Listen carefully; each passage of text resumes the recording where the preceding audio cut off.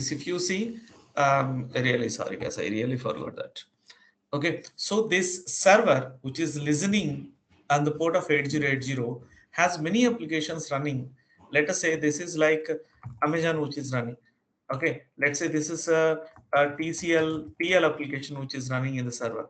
Similarly, I may have a HL application running. I may have a BL application running, business loan application. There could be many applications which are running inside this big server, and this fellow has the capability to listen different things. So what happens is we actually configure different applications on different ports so that the server can listen to request of different applications using different ports. Okay, now what happens when he listens? Well, the incoming is coming as a HTTP request. So here he has got one helper with him. So the helper is called as,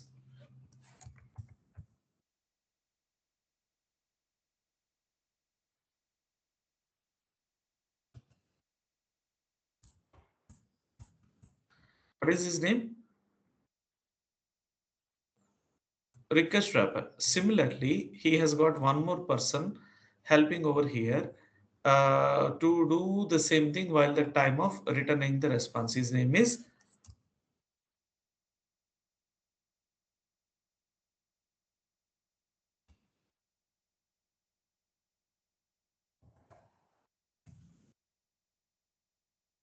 response wrapper. So you have both request wrapper as well as response wrapper as helpers to this Tomcat. So what happens?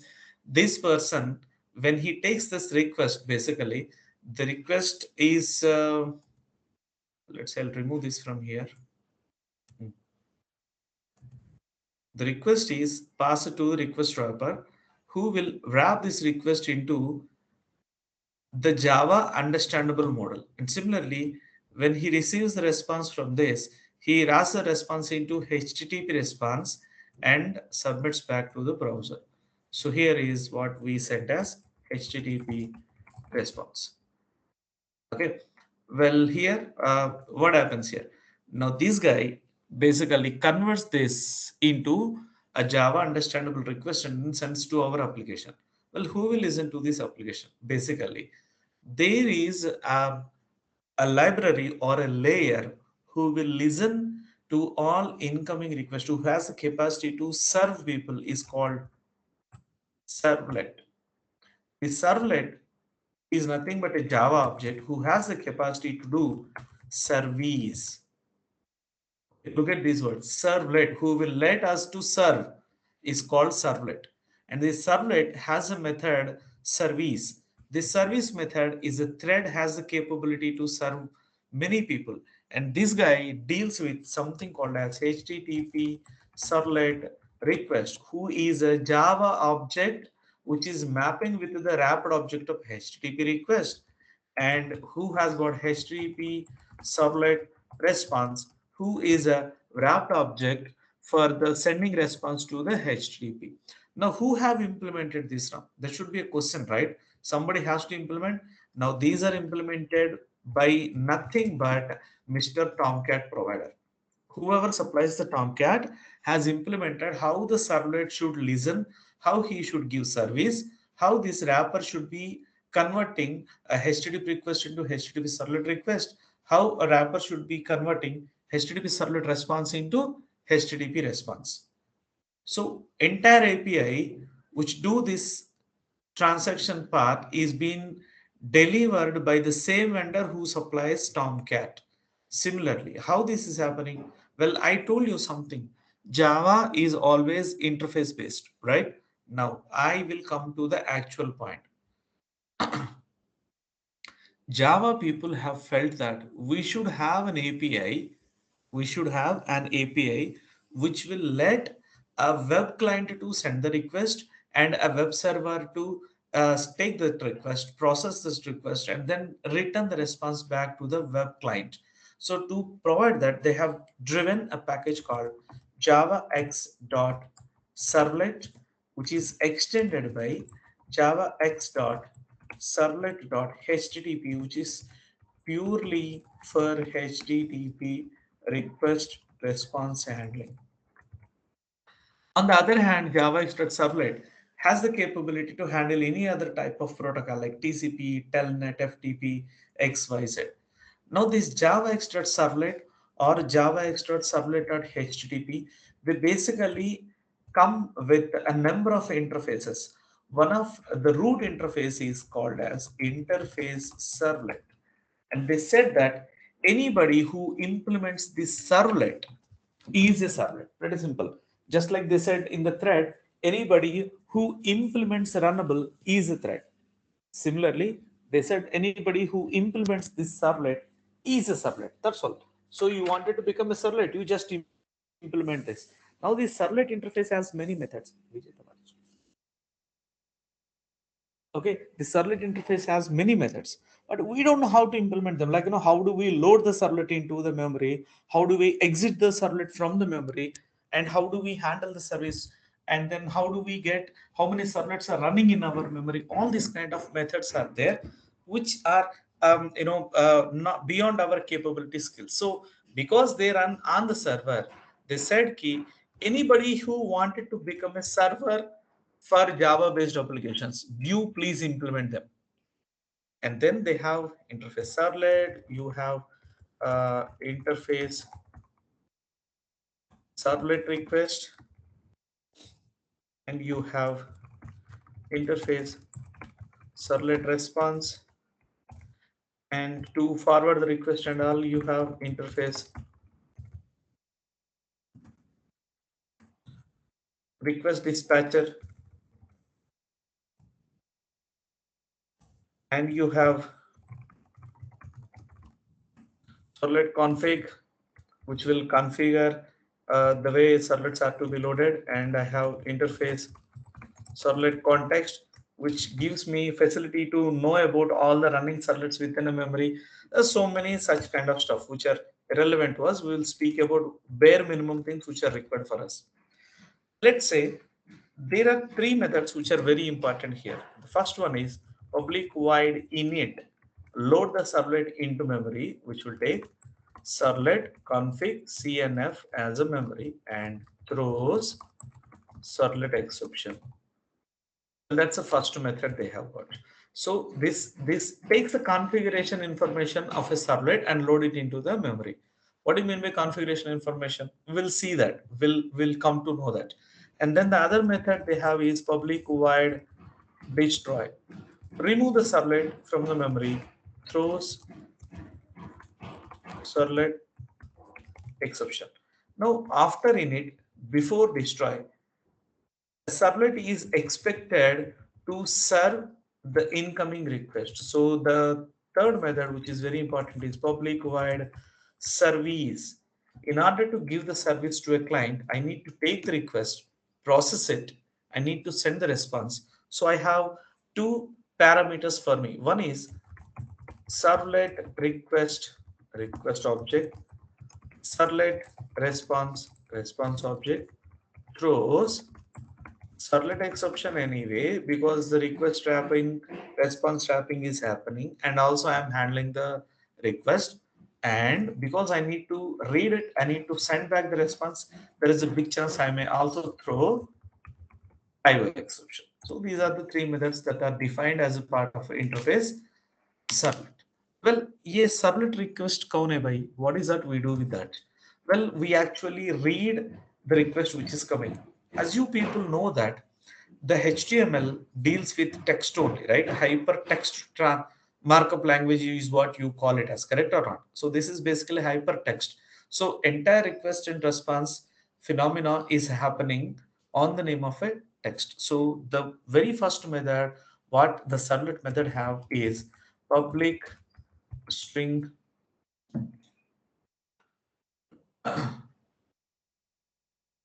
get parameter, to which you supply param name, and in return returns param value.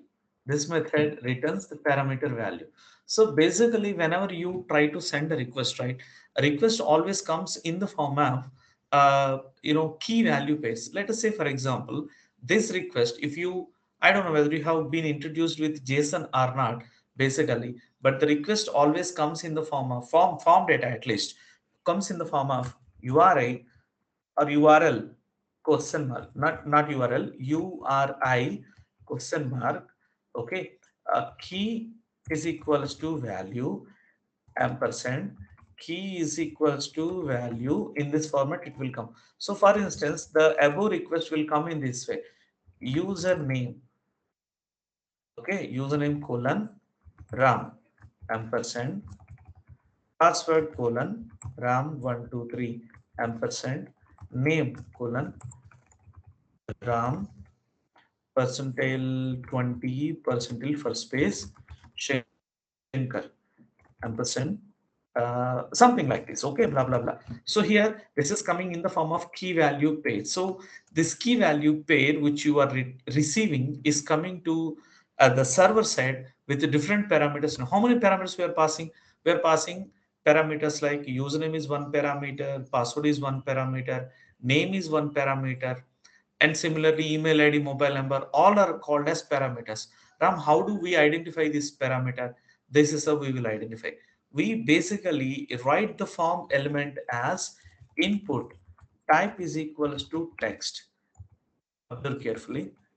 And I say here name is equals to username, and id is equals to username, and the value what you enter will go as a value whatever you enter in the text field. For example, see here I'm entering ram, here I'm entering ram 123, and here I'm entering ram shankar. All this kind of stuff will go as a input, right? So this is what I'm speaking about yahan pe. So if you see this one, this name is identified at server side and this is identified at client side. Understand the difference? So if you don't supply the tag as name, this element is not recognized at the server level, and if you don't supply the id, this is not identified at javascript. Okay, client side javascript. If you wanted to, you generally call it as, right, like request dot what do you call this, sorry, document dot get element by id, right? So that get element by id identifies this id. Let us say on this text field input, if you wanted to perform any client side validational things using javascript, you need to supply the id. The similarly you wanted to read this, yes, acha, mera voice repeat, okay. Guys, mute yourself, please. If you wanted to identify this element at server side, you are supposed to supply the name. The name that you are supplying is identified as a parameter name on the server end. Let's here on the server side, you basically call this as request object dot get parameter coming as name. Then this returns you Ram Shankar. Hope you are understanding this one. Any clear? So this is how basically we read. That's the first method we have. So request dot get parameter. Sometimes when you take a checkbox, you will select multiple things. In that case, you sometimes get a string array of values, get parameter values to a param name. So one parameter name may return you multiple values. Okay. Specifically, these kind of things is used at checkboxes. Okay. Well, the other thing what we have for the request is, um,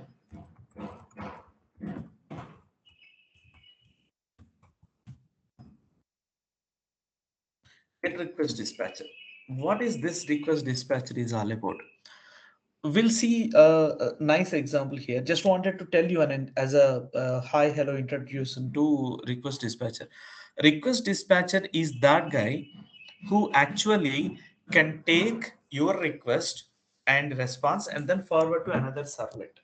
Let us say sometimes you may have to process it using multiple servers. Okay, so what request dispatcher will do, he'll take the input and he'll process it up to certain level, and then he forwards it to another servlet, and then the second servlet will take it up and then do the process. For example, Sometimes if you go to bank, let's say old kind of banks, if I'm saying old kind of banks like SBI, Andhra Bank, okay, तो पुराना जैसा banks अगर आप जाओगे, give me a second, Dada, advances is happening. It's really disturbing.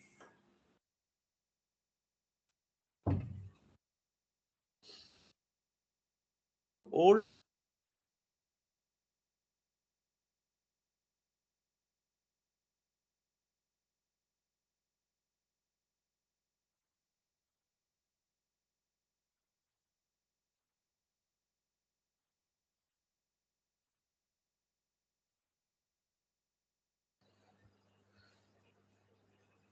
Hello, am I back to the call? Yes, Yeah, sir. yes, Yes, sir. sir. Okay, sorry.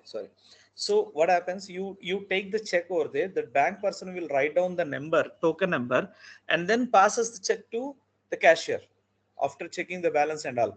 And the cashing, the counter where you will be getting that money, that guy will type the token number 57, and you go there. Then he dispense the cash for you. Correct or not? This is what we call as request dispatching. So request is actually taken by the counter clerk, and who verifies the check, balance amount, signature, and everything. Once everything is okay, he will authenticate it, attest it, and then passes the check to the counter. You will go wait at the counter. When your name is called, you go there, and then basically you take the money and come back. Correct or not? Have you been to this process? Right? So Yes, this is sir. what we call as request dispatching. So the request is coming to one servlet, whereas response is coming from another servlet. Sometimes what happens is, uh, you go there to the help counter and says, okay, I'm looking at this one. This guy will go and then get output from somewhere else and then return it to you. Okay, it is something like you go to one servlet and he will speak to other servlet, take out the response of other servlet and show it to you, something like that. Both of these ways are called as request dispatching.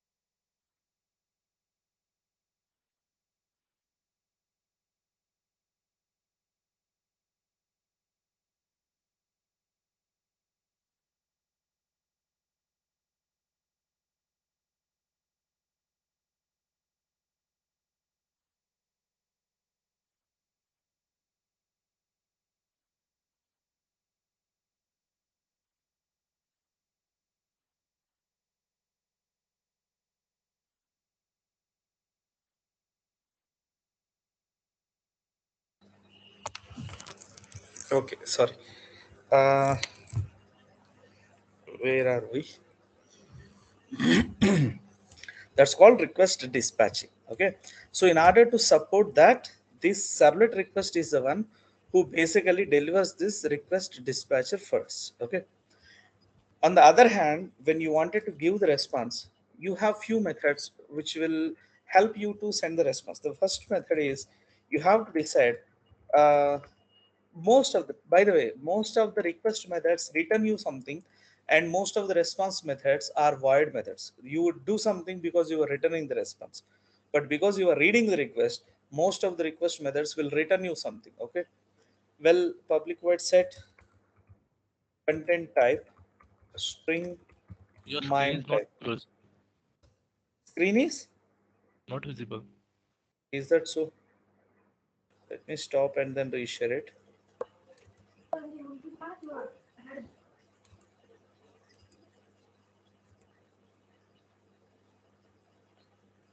Is it visible now? Yeah, yeah. Thank you. Okay. So set content type is mime type. Mime type stands for multi-purpose internet mail extensions. Multi-purpose internet mail extensions. These are basically the different kind of content what we can pass through internet. For example, text by plane, text by HTML, text by XML, and application by PDF, application by JSON, and image by TIFF, all that kind of stuff that you are passing as a part of web is called as MIME type. There are so many MIME types we have. Okay, so all these MIME types, they basically will vary from one version of HTML to another version of HTML. Keep on going. When you go to the next level, you will get more MIME type support basically. Okay, once upon a time, we do not have the streaming capacity. Now we have the streaming capacity also as a part of web, right? Netflix has brought it up. So so this is getting extended. So these MIME types, we cannot fixly say ki these are the things, like they will get extended for every new version release. Okay, so please try to get how many MIME types are there which we regularly use as a part of that, and then you can also decide how much size you wanted to set. You could also have public void set content length, which will take long size, or I could say response size. Okay, and then you have public print writer, get writer. So this basically returns a auto flush enabled print writer object, which is pointing directly to the browser or web client. Whoever have sent the request, right, to the target, this guy is automatically set. So anything you pass through this print writer dot println will be returned back to the web client. So you need not worry about where do I have to set the pointer, how do I generate the output format, do I have to enable auto flash. All that stuff is being done for you, and he's been given. Apart from that, we have few more methods, okay, which are irrelevant for our session at this moment. Well, similarly, we have few more sessions in the request also. Well, the request dispatcher, on the other hand, he has got two important methods. One is public wide forward. What is that you can forward is basically whatever the request you are getting and whomever you have to give the response, this you can forward to another servlet. Similarly, if you wanted to include output of some other servlet, you can also include it by calling public void include. What is that you can include? Another person's request as well as response. So these are the main methods which are there in Java X dot servlet package. There are so many other methods also, but as I told you, these are all for all kind of protocols. There is only one actual class available who have implemented all this behavior, all these interfaces. That guy is uh, public abstract class generic servlet implements servlet. So this guy has implemented all of that. In it, he has implemented. So he know how to load a servlet into the memory. He has implemented destroy. He know how to remove a servlet from the memory, and he know how to get the context, get the config, all the other stuff. Plus, apart from all the methods that he has implemented, he has left only one method as unimplemented. That is, he has said public abstract wide service, which will take servlet request, servlet response, so servlet exception, IO exception. Well, why he has left out this method instead of implementing? Well, he has left this method because he don't know what is the service you wanted to give to your servlet. Let us say I am writing a registration page. So the way I give the service will differ than the login servlet. So the purpose of login is to take the username and password and check the authentication. But the purpose of registration, take out all the input which is coming, save into the database, take the customer to login page. Correct? Right? That means the way you give the server response will vary from one action to another action. If customer is coming for registration, you will serve in one way. If the customer is coming for login, you will serve in another way. If customer is looking for inbox mail list, you will give the service in some other way. If customer wants to send a compose a new mail, you will give the service in some other way, correct or not? So for every service, the way you process request and response is varying. So Java cannot decide on that one. So what Java have done, they said ki dekho baba, we cannot decide on that one. So the server, Tomcat or whoever you are dealing with, those people have left this method as an abstract method, and they said you simply extend our generic servlet, so you are also a servlet. Why? Because this guy is implementing servlet. So indirectly, by extending this fellow, you are also implementing the service interface. But the only expected thing from you is please override this method. So all you have to do is extend this class, override this method, and now you are a servlet. Am I clear? Understood, right? Now, as I said, this guy is for all the kind of protocols. No, Ram, I wanted to deal purely for HTTP. What am I supposed to do? Well, you need to deal with something called as Java Extort Servlet HTTP based layers. What are all the layers we have, Ram? Dekho. So in the package Java Extort Servlet.http, we have almost the same set of interfaces who are extensions of this generic version, but not the servlet. Servlet, as they said, it's a root interface that is there for everything. But what else we have here is we have an interface HTTP servlet request who extends servlet request. This is one interface, and I have an interface HTTP servlet response who extends servlet response. And I have an interface HTTP session who helps me in handling the sessions of different users. How much time the session has to be enabled, when the session has to be exit, all that kind of stuff is being there in HTTP session. Apart from that, we have an interface cookie and so many other, but these three are very important for us.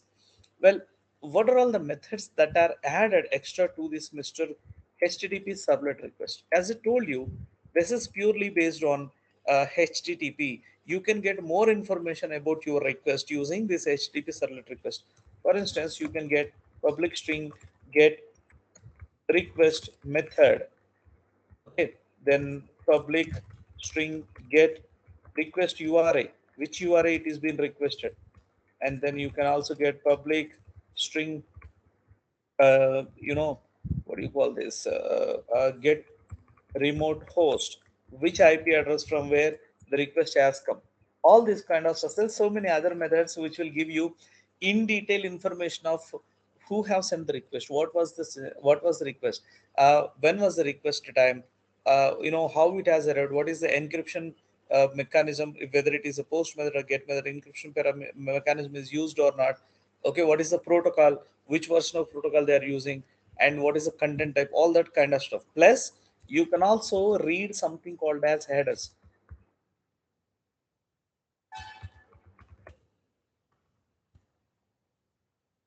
Get headers, and you can also get a particular header value by calling get header, which will take string header name. From what is a header basically? Header is nothing but extra information which is visible to you along with the request. So who sent the request? What was the time zone used? What is the language what the browser supports? What is the type of content it is being sent?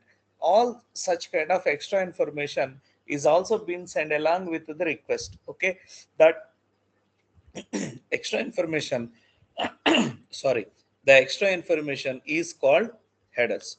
And yeah, one more thing I would like to add it over here. So as a part of this servlet request, right, there are two more important methods.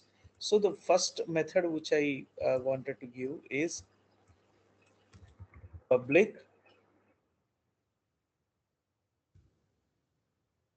enumeration get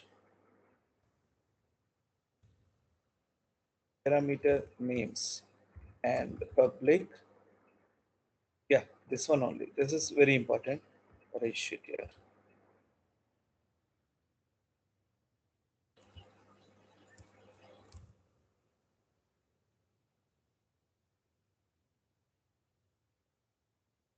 get parameter names. It returns all the parameter names that have been sent. Let us say, for example, you are getting a request and you don't know how many form elements are coming. What do? If you know the form element name, you will supply the parameter name, right? But what if you don't know how many parameters are coming to you? Then in that case, you can call request.get parameter names. It returns you an enumeration of parameters. Well, who is an enumeration? Enumeration is a parental type of iterator. Okay, enumerator is a parental type of iterator. He has got two methods. There is interface enumerator or enumeration has two methods basically. Public boolean has next uh, has more elements, and the other one is public object next element. Is it looking like an interface iterator? Remember what we have discussed in collections, right? He looks almost like that, has more elements and the next element, and that guy has more and kind of thing. Okay, so this using this guy, if you wanted to get all the parameters which are coming to you as a part of request, you can know about them. So most of the times, if you don't know how many you are receiving as a part of request, you can actually depend on this interface using this method and then read everything. And here also the same thing. If you don't know how many headers are coming, you could actually get enumeration of headers, and then for each header you pass the header name and you will get the value. That's how you can do that. And on the other hand, HTTP servlet response, he is very much useful with all the methods which are there in servlet response. And the main methods he has got is public void set the status code, and you can HTTP servlet response dot status code is what you can supply. Status code is nothing but 200, okay, 400 not found, 500 internal server error. You will be getting all this stuff, right? That is already built into the HTTP servlet response interfaces. All these are basically static final values. You can supply them. Okay, HTTP status dot okay kind of thing you can pass. And similarly, you can also redirect your request to completely another application, public void send redirect, where you can supply a string new URL or a new application URL, and you will be happily redirected to that URL. So basically request dispatcher can help you to forward your request within the application from one servlet to another servlet. What if you wanted to leave this application and go to some other application completely, like when you wanted to do payment gateway? Well, you will have to redirect the entire stuff from here to there. So for that purpose, we will be using something called as send redirect. You can go leaving the application to some other thing. And the one more important method here is public HTTP session get session.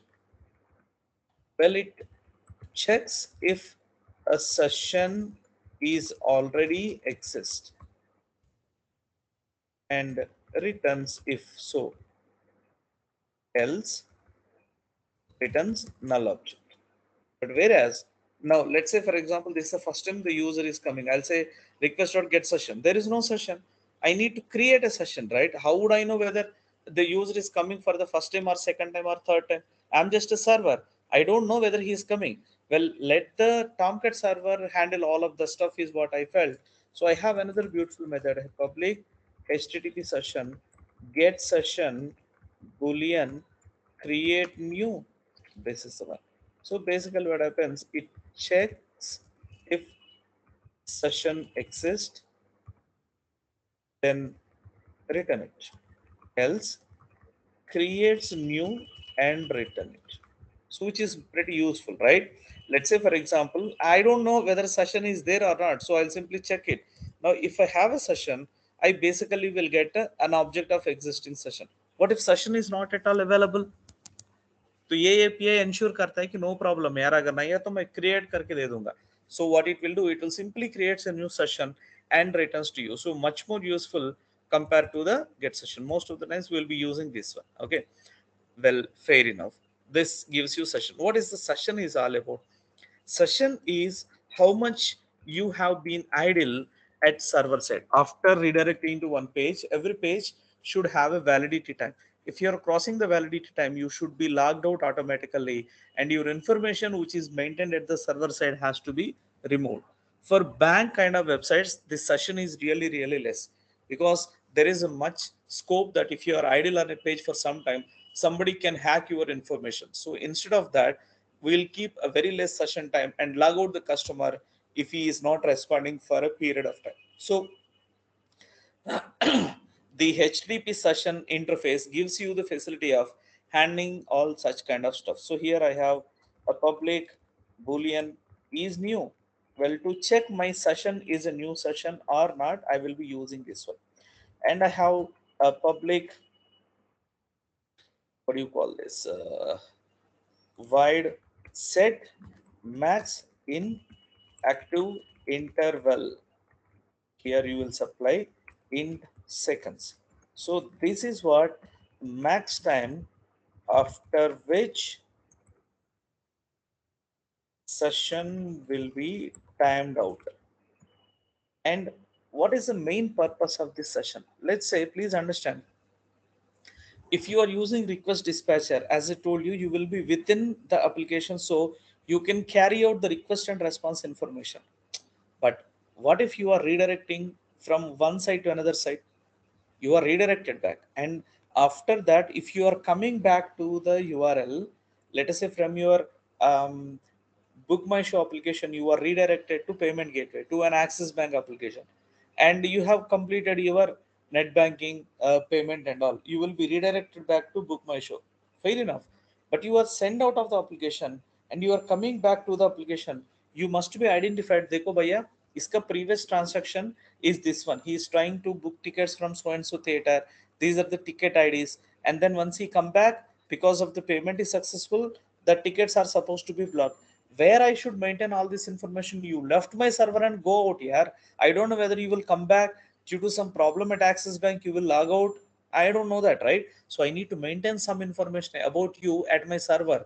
So that information is maintained using Mr. HTTP session object, using this method public void set attribute, which will take string attribute name and object attribute value. And similarly, if you want it, once you come back, okay, from the session, if I have to read the values, I will call public, the return type is object, get attribute, which will supply string attr name. Okay. So these are the kind of important methods which are there in HTTP. Mostly we will be using max inactive interval time and then set attribute, get attribute, all that kind of things. Okay. So public void clear is also there, which will remove the session from. And here the public void invalidate. By calling this method, a session will be removed. Basically, the session will become invalidate.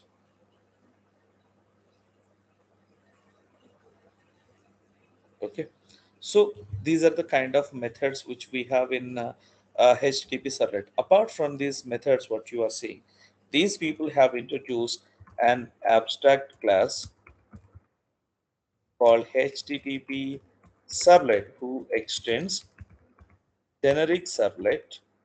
And this guy, because he has implemented extending generic servlet, he is expected to get the all the behavior of init, destroy, all that stuff. Now this person has overridden the service method also for our conveniency with an empty model. So he has got do get, and he has got do post, and he has got do options, and he has got do delete, all such kind of methods. And he has got service method. Okay, all these kind of methods: service, do get, do post, do options, do delete, um a few more methods, and these are all empty. So we must extend him and override most. relevant method to serve client, web client. Okay, na? This is what you are expected to do. Hope this is clear to all of you people. So this is all about the servlet API. Basically, if you wanted to deal with servlets, all you have is your servlet request, servlet response, request dispatcher, HTTP session, and HTTP servlet. These five are the most useful classes we will be dealing with on a regular basis. Apart from these people, sometimes we'll be dealing with context also. So context is nothing but a place or object which represents a memory where all of these servlets are running.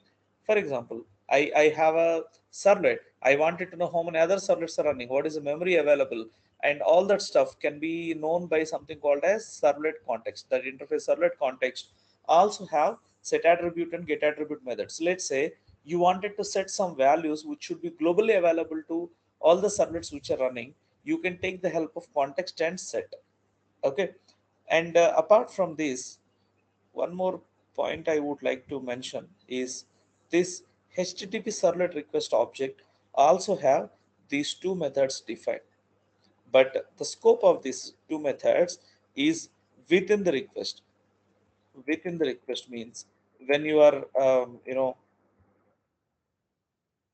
when you are passing request from one place to another place using request dispatcher, this is useful. But when you have redirected, right, the request is lost, this request is completely lost. So the request method, I mean the request object has no value the moment when you redirect. So because though this request have the capacity to add extra elements, I'm not making use of it. This is because the scope of request objects is within the request, like as long as the request is doing. But the moment when you redirect, request is lost, then I will have to depending on something called as HTTP session. And the servlet context also have the same methods, and you can also have a get servlet by servlet name. You can get object of servlet context at get servlet names. You can get all the servlets, all such kind of methods which will help you to control the memory which is there at the server side. Okay, hope this is clear to all of you. Yes, sir. Okay.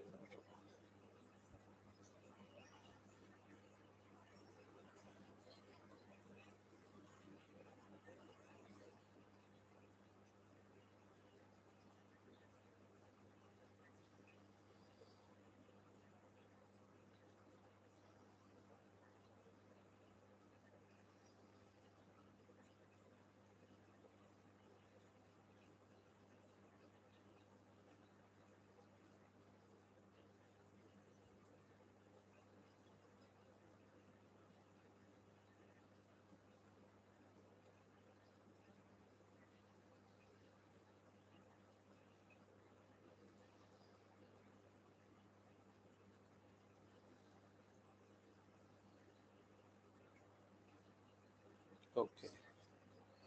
Now, let me send these files to you people just for reference. Control S. Stop. Web patch. Servlet.http API.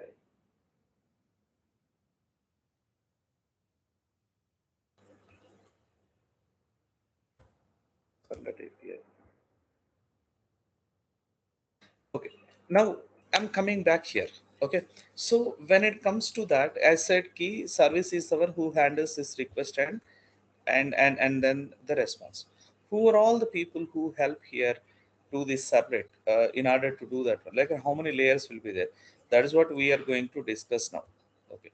So when it comes down here, the very first person to receive is the Tomcat server who have received the request. Then he should understand where this servlet is available.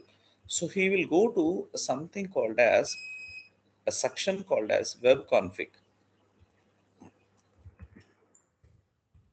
or this is also called as servlet config. So the servlet config is defined by something called as web.xml. This is where we write our servlet configuration. What is that we write, Ram? We don't write anything, but देखो, if anybody is asking for this XYZ servlet, the XYZ servlet is available in the class. So and so class, this servlet takes these input parameters, and these are the mandatory things to be supplied, kind of stuff. We will write down all that stuff into this web.xml.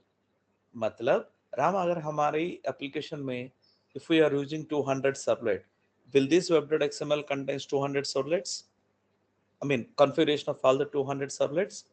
The answer is yes. The answer is yes. That's a legacy style. And then they have introduced something called as web servlet. In web servlet, we will annotate all of these values on the head of the servlet, and that annotation information is written into this web.xml. Okay. So the server will take the pain of writing that one while the time of loading the servlet, but not we do that one. Well, after checking the information for the servlet, it basically goes and then fetches the servlet. So this web.xml is straight away linked to two people.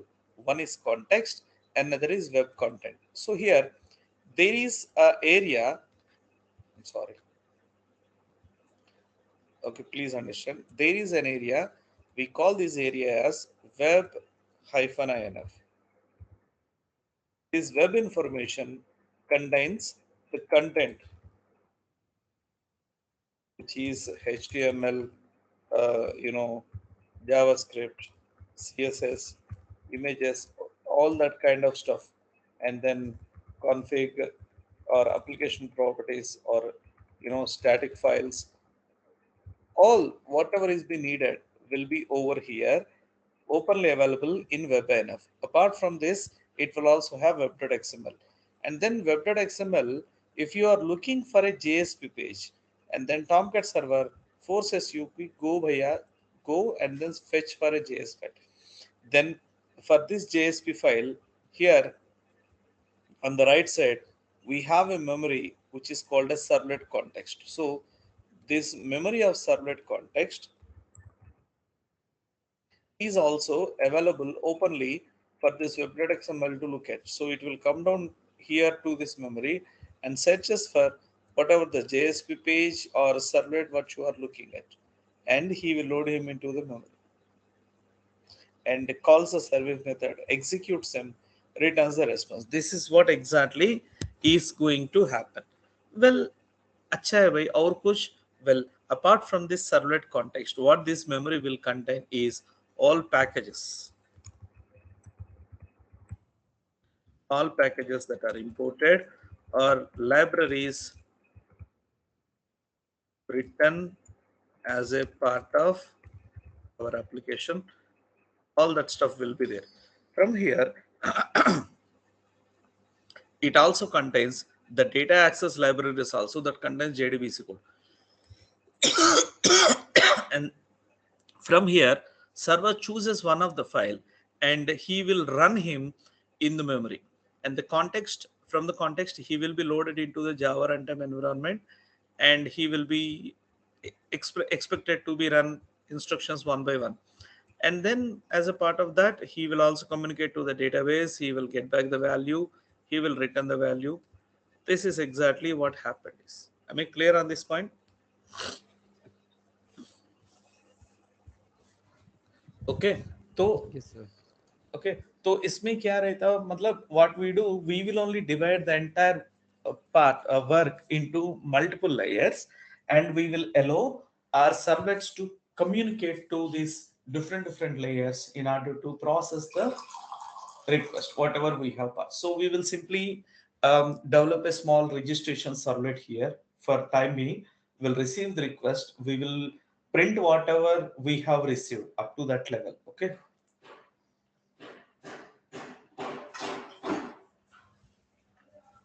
Then we will see how do we pass this information to the database, and then how do we let it be saved. Why I am taking this in a low level, I'm not taking this into the full-fledged, because the way we handle the request and response is completely deviated from the older style. These servlets which I'm speaking about were there in 1998, 1999, and they were popular till 2000, 2005. And then after 2005, struts were introduced slowly. There is something called as dispatcher servlet come into the picture. Not every servlet will handle different requests. Only Java objects will handle the request, because servlets have one drawback. Servlet that is loaded into the memory will never be removed from the memory until and unless the entire application is restarted or removed back by the server. That means, let us say you are running a JNTU kind of website, and in a JNTU kind of website, there is a result servlet is there, which will check the results of a student and give. Acha hai bhai. And then out of JNTU, how many students will be studying? Bata? Well, crores of students, right? Lakhs and crores of students, right? Including AP and Telangana. If you take two states, like there are crores of students. When the results comes, all of them are requesting the server at a single time. मेरे को अपना result देखना है. Then what happens? In order to serve them, it will load pool of servlets into the memory. Servlet pool will be created. Let us say I have created with 10 lakh servlets to serve 1 crore people at a time. And after all this 10 lakh servlets have loaded into the context, they have served. एक दिन हो गया, 2 दिन हो गया, 10 दिन हो गया, बच्चों ठंड पड़ गए थे. Now nobody is coming back for checking their result. So what happens to these 10 lakh servlets which are already there in the memory? They are still there. They are occupying the memory, unnecessarily sitting idle. Am I clear? Am I clear? So this is a waste of memory basically, right? Because servlets are never destroyed once they are loaded into the memory. Now that's the reason why people have come up with a new approach called dispatcher servlet. What happens here? Servlet is responsible only for handling the request and routing it to a respective person, and then he will return the response. Like if you see, have you been to any hotel? What happens is, let us say there are multiple tables in the hotel, and assume this is our entrance for the entire set of people. Assume this is the entrance. If you go inside, you will find one a person, having his tuck, everything readily available to take the orders from the table. Basically, it's not the server who will take the order. This guy will reach out the table, take the order, and after taking the order, he will go to the cash counter somewhere around in the corner of the hotel, and then submits this. This is the order, and then this order is sent to another section which is nearby, connected to this hotel, which is kitchen basically. And then here I have many people, cookies people who actually have access to the raw material and then do the cooking, and also people who actually do the serve part. Now this request is given to one of the server who is handling table number 1 and then let's say 4, and let's say this is 2, this is 3, and this is 5, this is 6. Now this guy is responsible. Let's say I'm taking it in this way, 1 and 2 and 3. This guy is responsible for table 1 and 2, 1 and 4 as you. Then a request is given to a server, dispatched to a server who is taking care of orders of 1 comma 4, and then this guy will approach, take out whatever is, and then take that item into the plate. He will come all the way and then serves it. But this guy is busy taking order from another table, and then he takes order from another table. In this way, this guy will be moving around hotel, making sure that everybody is served. Whereas the actual service is being given by the other people. Well, this is what we call as dispatcher servlets model, front controller architecture. So this guy is a front controller. He only controls the entire flow. What is the request? Who is supposed to go? Who is supposed to send back? But the response is given by some other person, but not by him. So this is what we call as front controller architecture, or MVC2. Okay, MVC2. So in MVC2 model view controller 2, servlet will never give the response. Rather, he will take help of another person who is basically a pure Java file who can handle this. Ram, what is the main significance of this one? This guy can be loaded into the memory whatever the time he wants, but these people can be removed from memory because he's just a Pojo file, plain old Java object, Pojo. So Pojos can be cleared from garbage collector. Garbage collector can happily clean them, but the servlet cannot be cleaned from the memory once it initializes and then will not be destroyed. So to overcome that issue, people have introduced this friend controller architecture. Now we will also develop our application using the friend controller architecture only. Am I clear? But this guy also have the capability to serve back to the client. Now how he will get that, we will see that. We'll see that. Okay. So our application uses friend controller architecture. That means there is only one servlet, one S, and then so many assistant associated servlet kind of people, but these are pojos. Apart from these people, we have DAOs who actually will speak to the database. We have service people who will help us to pass on this request to the cook, and then if you go to a section where you need to go and get the parcel, you will see one person over there who, if you give your token and say ki I wanted to go for a dosa parcel, that guy actually takes your order and then passes that request to the actual chef or master who makes dosa. A person will return back the dosa to the service guy. Service guy will pack everything and then packs chutney, sambar kind of stuff for you, put it into a cover and then return it back to a server. The server brings it back to the counter where you are sitting and waiting, and you will take your order and then take away and then go home, right? So the same kind of model is what we are going to implement here. So there is a service person, there is a DAO person, and there is a Pojo who works as an associate servlet, and then at the actual dispatcher servlet, we call them DS and AS, dispatcher servlet who takes the request and then takes care of the routing. And this DAO will speak to the database using the JDBC. So DAO is the person who will have the JDBC code. Okay, these many layers is what you people are going to implement. Understood? Keep on going. We'll remove this servlet and we will bring REST MVC dispatcher servlet into picture. He is just configured. He is never written by us. He is configured by us. We'll see that one. But the remaining, how about this one, Ram? ये तो ऐसे रहेगा. Yes. ये भी ऐसे रहेगा. Yes. ये भी ऐसे रहेगा. Yes.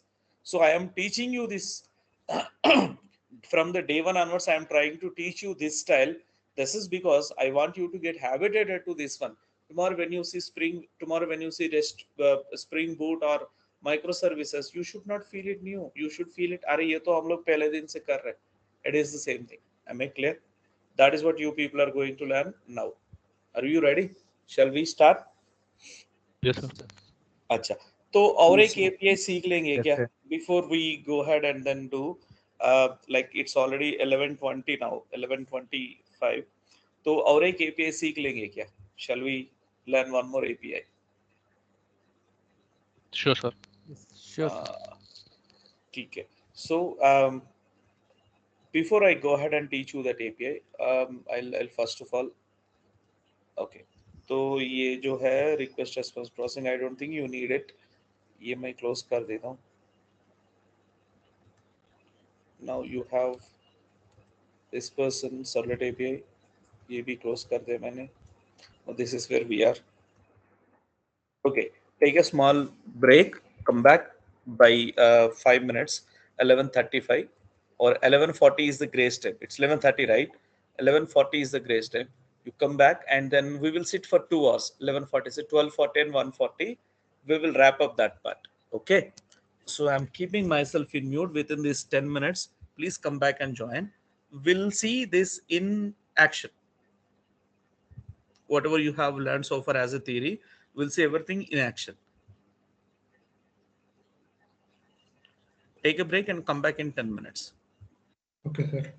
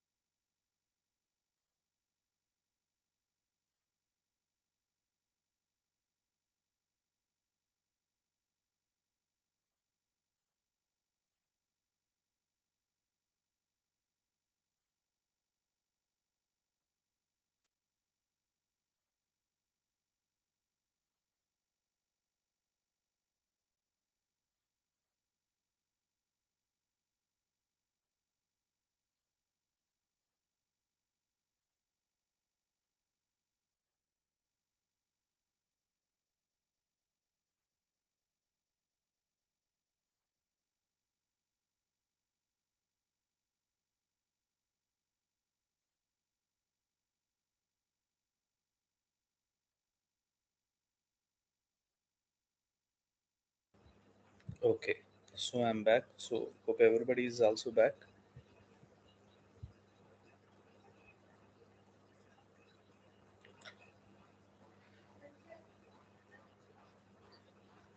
Yes, sir. Acha.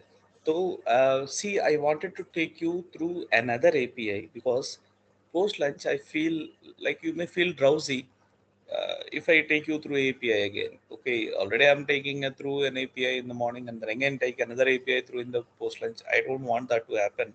So I wanted to introduce another API right away now itself, and then see a small example of that one. See a small example of how request and response are handling both, and then put together, merge them in the postline session to make it as an end-to-end application. That is what my intention is. Okay, so we will work on two bits and pieces now, two bits and pieces, and then merge both of the bits and pieces in the postline session, which eventually will help us to make this as a bigger web application. That is what is been intention is. तो चलो करते फिर. So the other API which I wanted to introduce is JDBC, which is defined by Java.SQL package. Well, to let you understand this Java.SQL package, first of all, you need to help me in identifying certain things. Let's say I wanted to speak to my friend. Okay, so I think I already have discussed this when we were introducing for the first time, but still I wanted to repeat this.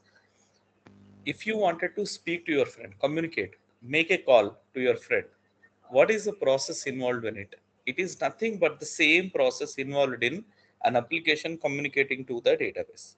If you know how to call a friend, I would say you know how to write JDBC code. That is pretty simple. Okay, we'll see that now. So what is the first step in communication is you need to have a phone along with a SIM card. Agreed? So you need a phone along with the SIM card,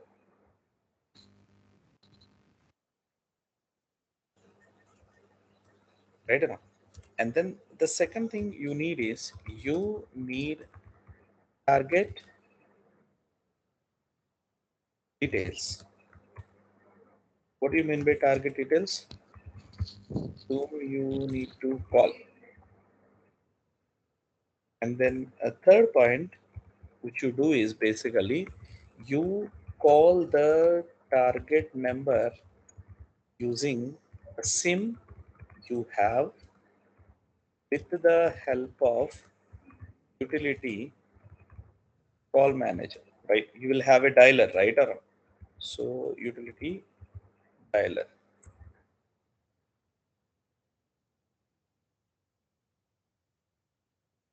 Now, after you dial, what do you do? Well, it will be ringing. So it will be ringing for the server side or for the receiver. Accept the incoming call, right? If you if it is there, then a connection establishes. So here connection establishes or connection times out, saying that like the call is not connected. And then as a sixth step, let's say if connection establishes, what you do, you will prepare yourself with what to convey. So this convey part is of two types. Either ask or uh, tell something to do. Either ask for something or tell something to do. These are the two different ways of communication. When you communicate to anyone also, basically these are the two things what you do. You tell the other person to do something or you ask for something. These are the two ways of communication. Okay, so as a second step, what happens is you either have to ask them to do something or you ask for something. You get in return either confirmation or information. confirmation of what you have told them to do or information on what you have asked. So confirmation on what you told to do or information on what you have asked for, right?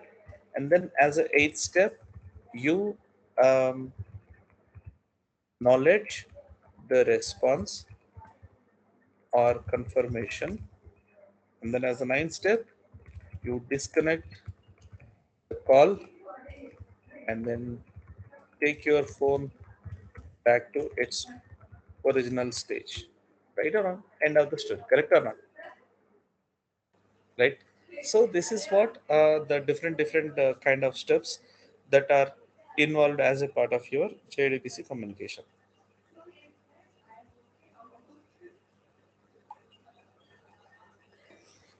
Now, if you take this, like this is general steps involved in doing a communication. So here, if you apply this to a JDBC, this is like steps in communication via phone. If you make this as a JDBC model,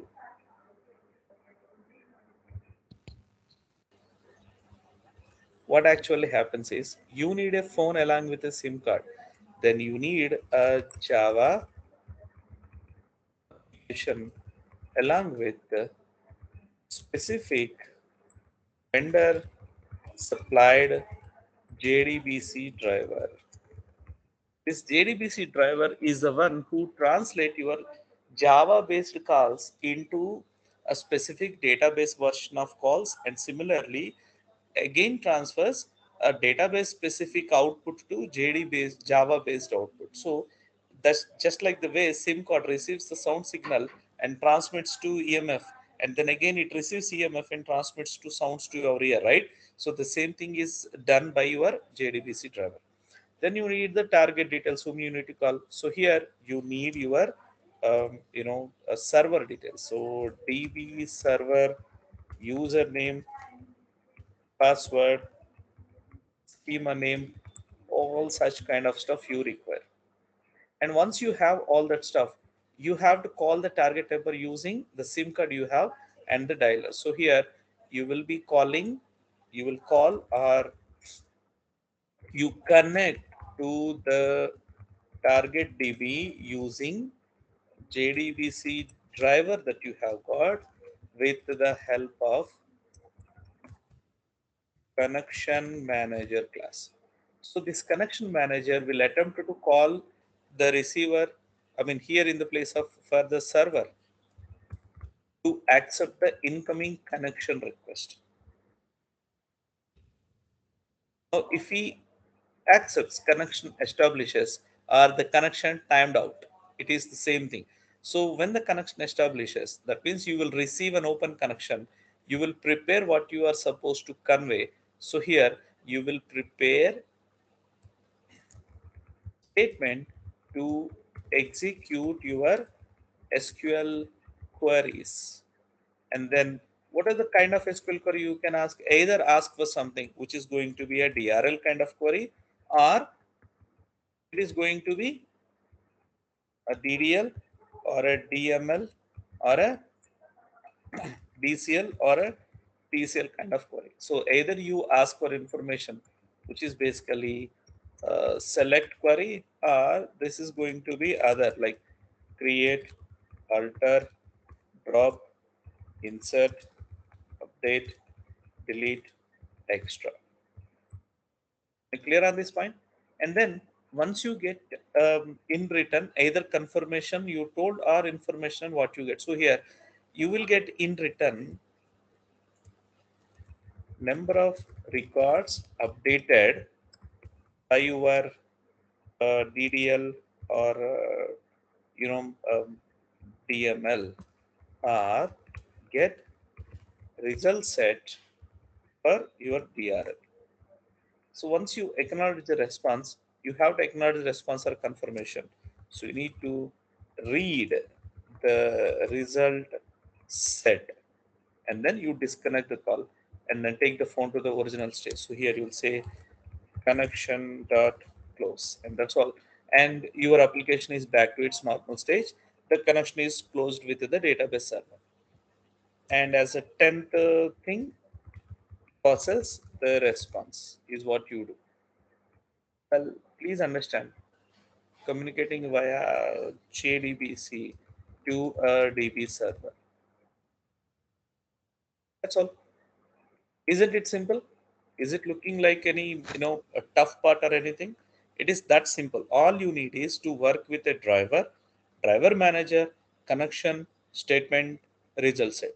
So 5 elements is what you are completely dealing with. I'll write down here. The very first one is your driver.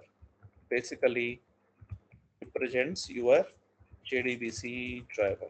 Then you have driver manager class who helps you to get an open connection, and then you have connection, so to communicate with the DB and to establish statement object.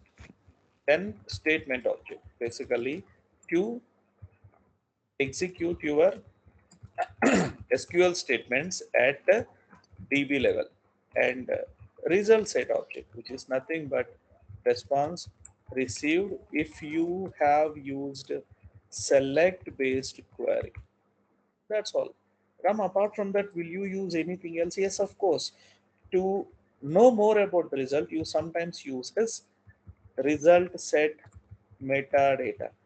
And sometimes if you wanted to deal more about the database, control the database and to know more about, you will be dealing with database metadata. These are the two interfaces which will help. By the way, all of these are interfaces. So this guy is an interface driver, and this is the only person who will help us as a class.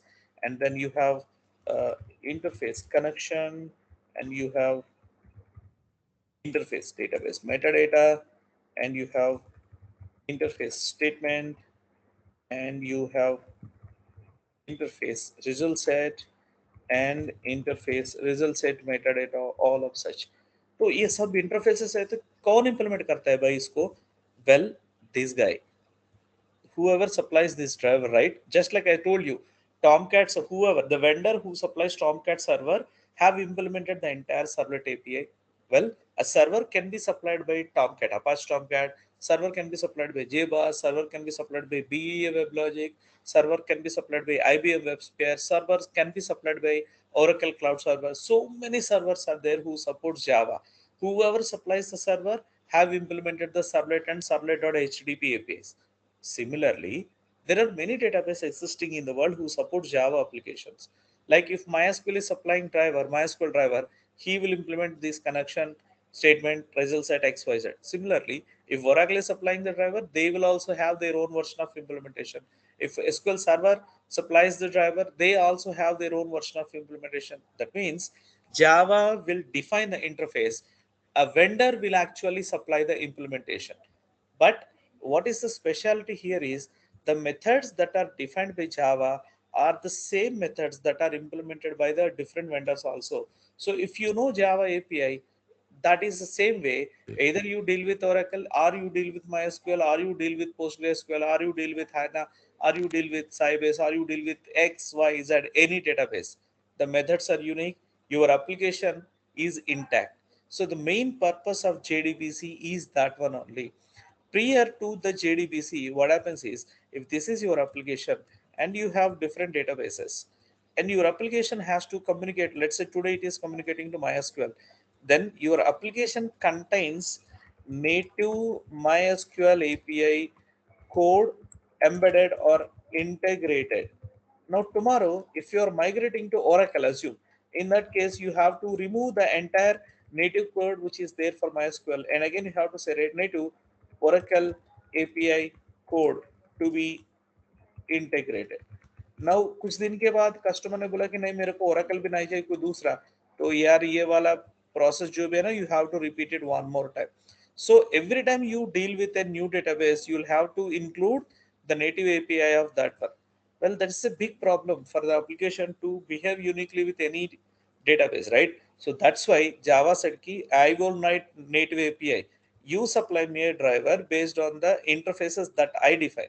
So I'll define a unique way of communication, you implement it, then my application will communicate to you using that unique way of communication. So I will not change my code again and again. My code will be intact and the driver will be changed. That's all. Hope this is clear. Understood, right? So what we do is, when we deal with Oracle, we bring Oracle driver, and we deal with MySQL, we'll bring MySQL driver, and we deal with SQL Server, we'll bring SQL Server driver into picture. So there are different drivers which are supplied by vendors. We'll bring this guy into picture, and that's all.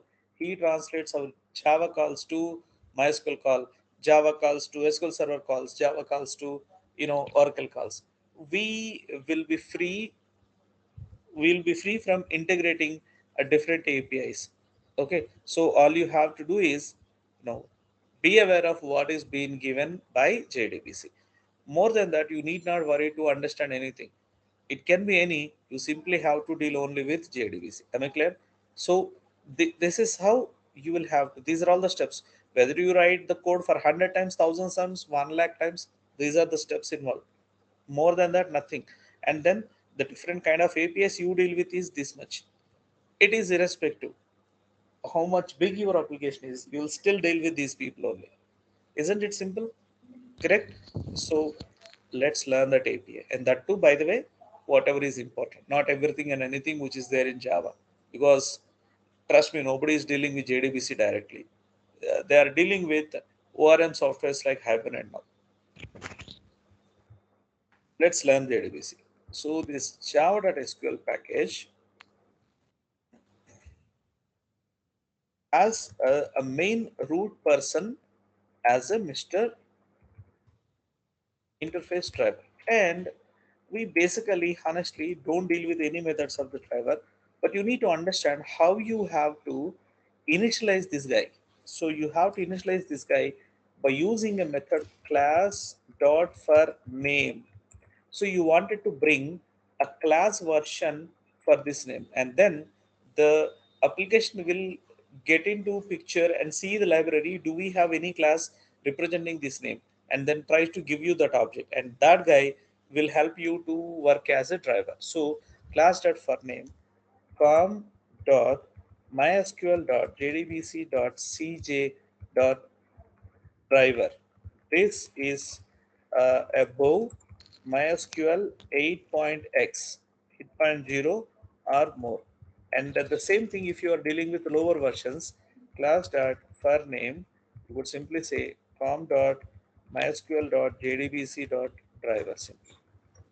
Well, this is for below MySQL 8.0 version.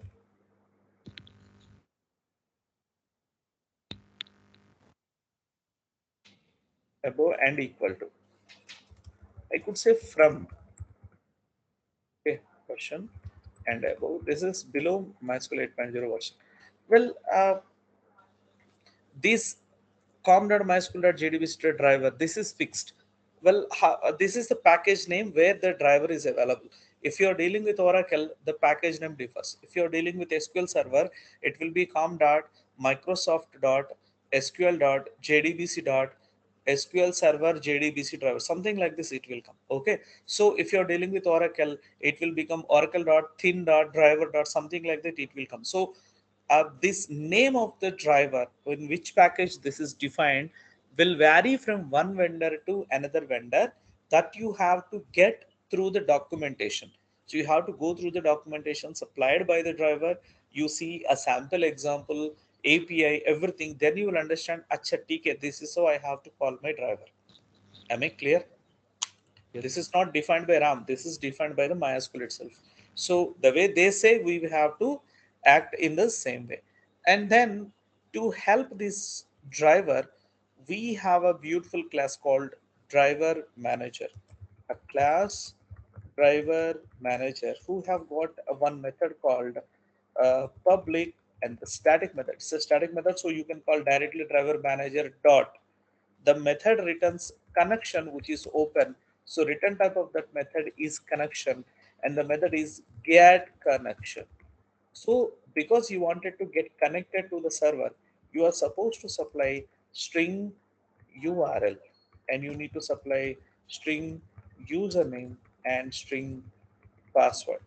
Well, this is not just URL basically. This is basically to be a JDBC connection string is what you are supposed to supply. Let me explain this very slowly. Ram, what is this JDBC connection string? Connection string contains each and every information which is required, okay, which is basically required to establish the connection.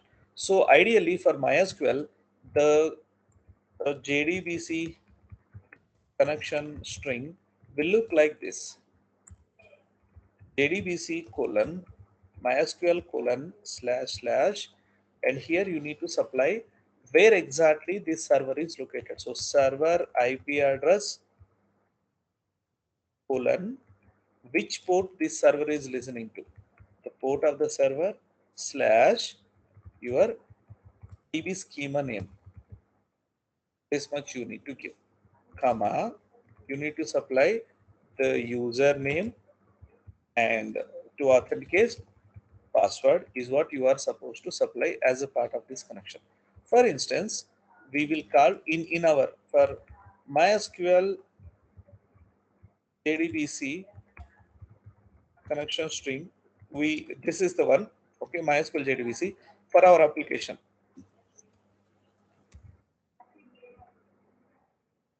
This is basically MySQL based. Okay, uh,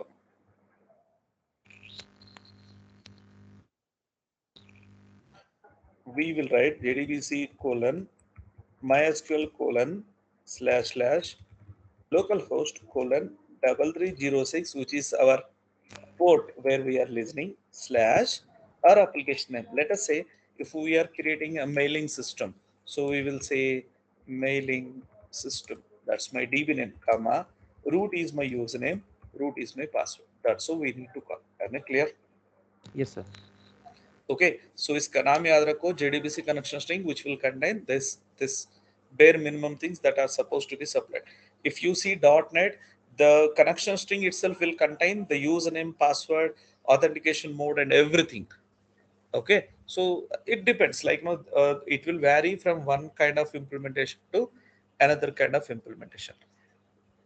Now all you have to do is driver manager.get connection, and you got your connection openly written.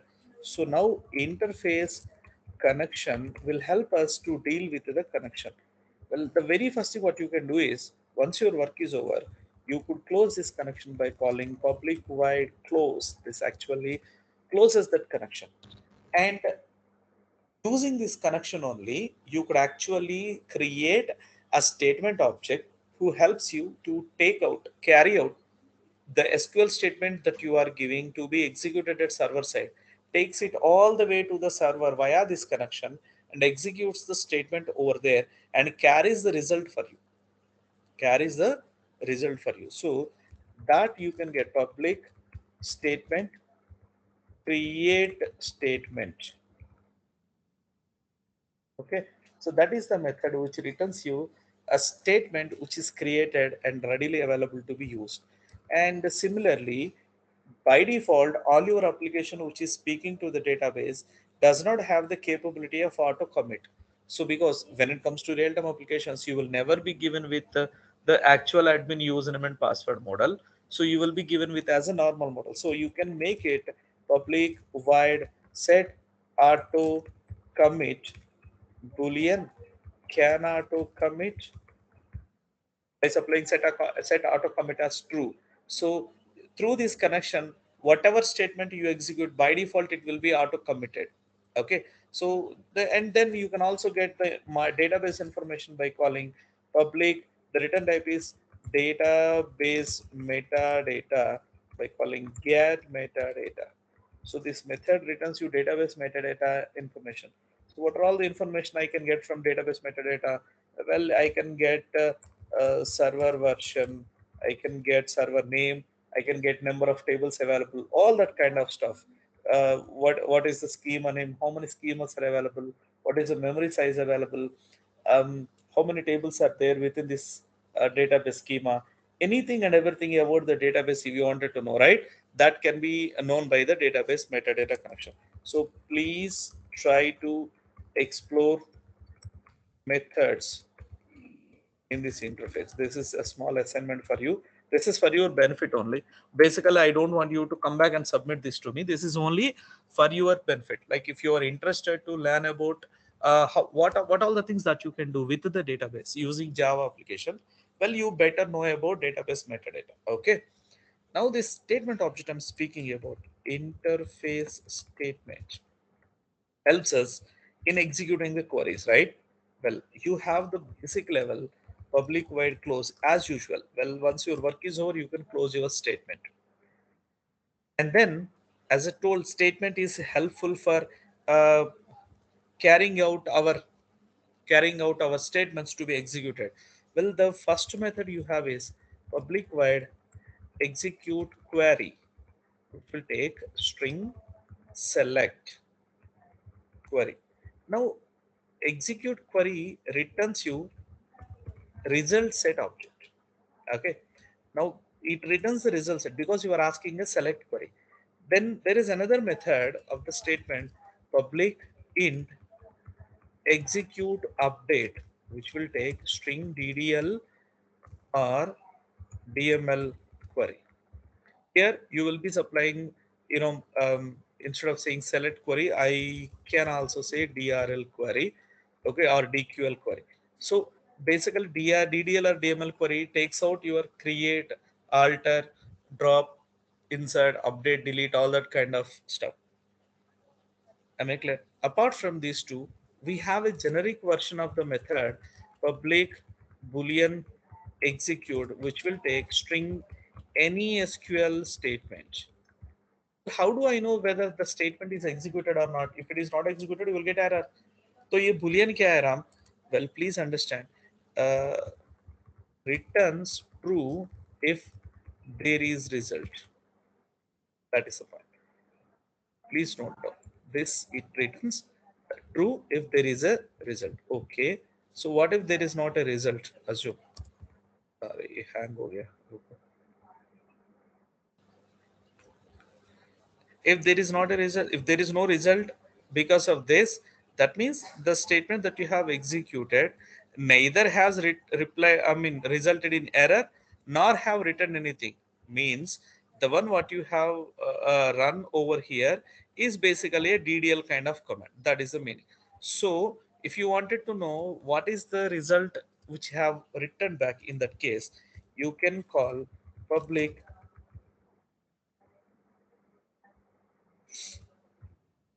result set get result. Okay.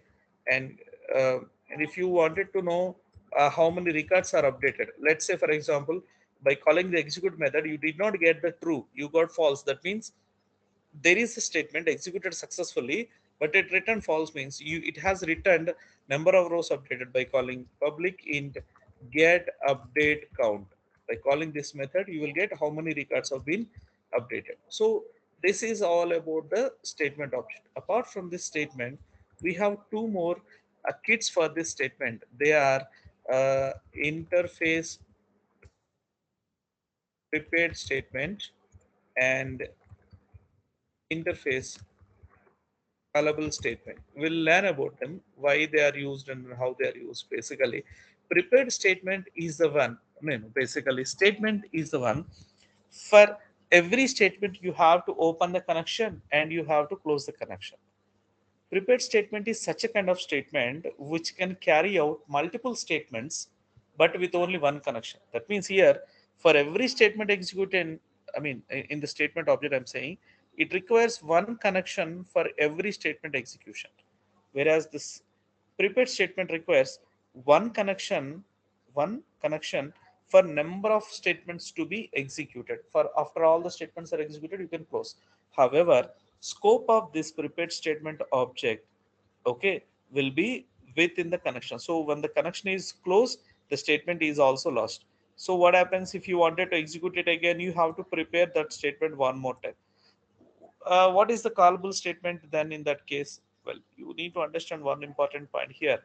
whenever you run a statement at the database side, it actually carries 5 steps, 5 actions. One, check the query for syntax errors. Then check the query for type submission or value. Let's say, for example, I said select star from employee, where employee ID, EMP ID is equals to RAM. Is it a valid statement? I cannot give RAM to an employee ID. Employee ID can be 1, 2, 3 kind of stuff. So it actually checks whether the query is submitted with proper values or not. Employee ID is an integer type. You supply RAM to that, which is basically a wrong version, right? So it checks for the submission value. And the third one, if things are fine, basically it compiles the query into an exe. And then fourth step, to run that exe, it prepares an execution plan. And then as a fifth step, it applies given values into the plan as input. And finally, it executes the plan and returns the response. This is what happens. These many things are happening, right? So every time you do a statement, you are actually forcing a server side things to go through 5 actions. Similarly, let's say if you are developing a very big application, a very like Amazon kind of thing, where crores of come in, number of millions of billions of people are using that application. Think of the burden on the server side if it has to do these 6 actions for every request, right? So what people will do when they wanted to do bulk operations like bulk insert or bulk delete or bulk kind of stuff, they will go with the prepare. So what happens is a prepare statement will do all these steps for the first time while the time of establishing the connection, and then simply do these 2 parts for the remaining time, and after the all the work is over, it closes the connection. But when you call it next time after the connection is closed, if you reopen again, it will perform all the 6 steps. Okay, that's called prepared statement. Well, on the other hand, callable statement is, as I told you, it is preparing the execution plan, right? This prepared execution plan basically is stored at the server side. We call that as a stored procedure. Stored procedure is nothing but a procedure which is compiled and then written with instructions of execution and stored at server side. So this is stored as a stored procedure. When you try to call a stored procedure, you basically go with a callable statement. This guy simply calls the stored procedure and simply executes these two. So it is irrespective whether the connection is open or not. So for closed connection kind of architectures, you better go with stored procedures. Am I clear? So what is the use of this? It increases the performance of the database server by working in that way. So you are actually getting it ready. Get rid of the burden of all these 4 steps, right? So here the way it responds back is really quick. So stored procedures basically increases your application performance, and you want to deal with stored procedure, you have to work with callable statement. And sometimes you have to do bulk insert or update operations. In that case, you go with prepared statement. In a normal level of life, you deal with statement object. Am I clear? Yes, sir. So we have 3 people for the 3 different purposes. Now, okay, clear? Shall we remove this part, whatever is there at the right side? Yes, sir. अच्छा सुनो, अभी क्या है? तो let's say this is all about the statement. ठीक है? Please try to explore the interface. ये भी निकाल देता हूँ मैं.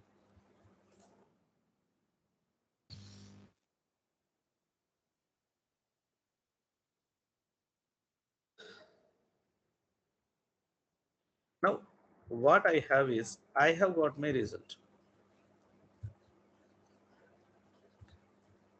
Okay, I have got my result. So there is an interface called result set. This result set interface helps us to deal with the result. Basically, when you say result is always a combination of rows and columns. So for SQL, row is the primary thing. It is identified by a primary key. So row is the primary. So we get into one row and we'll try to read out all the columns one by one within that row. That is how it happens. So to get that one, by default, a result set will help us taking the pointer to one row's ID, and from that row's ID, we will try to read every column. So after reading the row, if we have to go to the next, we have a method public boolean next. So it actually moves a pointer to the immediate available row ID and then see if there is data in it. It returns true if there is a data. It returns false if there is no data. And similarly, if you have a there are two different kind of result sets we can have: forward only and we'll see that one. We have forward only result set, and we can go the result set in random fashion from first to the last record, last to the first record kind of thing. And we can also go in a proper way, no, next to previous, previous to previous, previous to next, next to next kind of stuff. So we have methods like public, boolean, previous, and you have got methods like public void first takes to the first record, and you have public void last, which will take you to the last record, and public void move to insert row, which will take you to the next row ID of the last record, where you can insert a new row. Okay, and now these are the kind of methods which will navigate you through different records of the result set. Now once you have navigated, let us say for example, this is not ls, it is basically last. Once you have navigated, if you wanted to read the data for a particular column, you have to say public, the return type is a type, get, the type is what you need to mention, and here in column index you can supply. For example, if you wanted to read the name, you can say public, the return type is string, right? So you have to read string name is equals to rs dot get the string available at the column 2, something like that you can say. Similarly, there is another way of reading it: public, the return type is type, get the type you wanted to read, and you supply string column name. So here is how you will call it: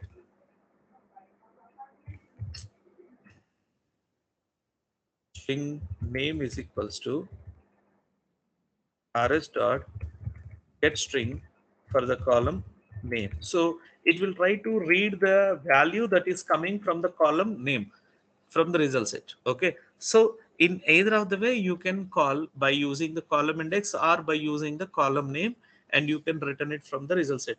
This is when you are traversing from the next row to previous row, previous to the next row. You are at a particular row, and if it returns true for you, that is there you are there at a particular row and you wanted to read it, well, you actually will get it. I think this is also boolean only, it's not wide, boolean only, and this is also boolean. Okay, and then when you move to the insert row level, basically, if you try to move to the insert row, what is that you can do is you can actually try to set the value to a particular column, and then you try to update the row. Am I clear? So you have a public void set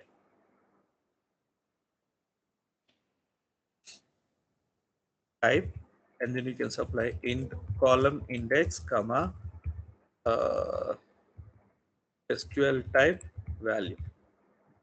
Similarly, you could also say public void set type string column name comma SQL type. Well, these are the methods, and once you have set them, you would actually say public void update row. Well, it after setting the values will say when you say update row, that row will be updated. And similarly, you can also call public void insert row, that will be inserted. And you can also move to a specific record, absolute record, by calling public void uh, move to absolute record. So I don't remember that method properly. You please search it. You can give a row ID, you can move to that specific record, and then you can also when you are at a particular record, you can actually public void delete row, which actually will delete a current row wherever you are. So these are all the kind of methods you can deal with the result. And you can also have public result set metadata, which returns by calling get metadata. This method helps you to get the metadata of the result set. Using the result set, you can get everything. For example, you can get using this metadata, you can get like get column count, and you can also say get uh, column type. You're gonna say get column display name, whatever you will get as a part of the result, right? All such a kind of stuff can be uh, from a result. Whatever is you have received, you can know by using the result set metadata. Okay. Well, to get the result set, for example, you wanted to move to previous, you wanted to move to first, you wanted to move to next. It is not possible in a normal result set. By default, these result sets are of type scroll forward only. Am I clear? So these result set of type forward only result set, and the scroll type is scroll sensitive. By default, it comes it in this way. Okay, and it is also comes like conquer read only, read underscore only. These are the three properties you will get for a result set while the time of, by default, what are the result set you get. Apart from that, if you wanted to get a particular result set using a statement object, while the time of creating the statement object itself, you have to give what type of result set you are looking at. So the other type of result sets you can have is um, forward only direction. Okay, apart from that, you have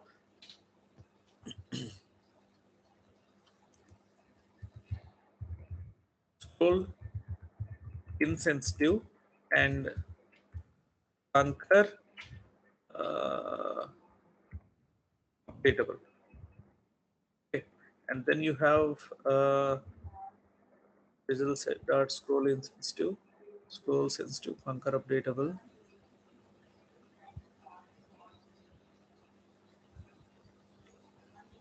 Some other param is there. Let me search in Google. I don't remember.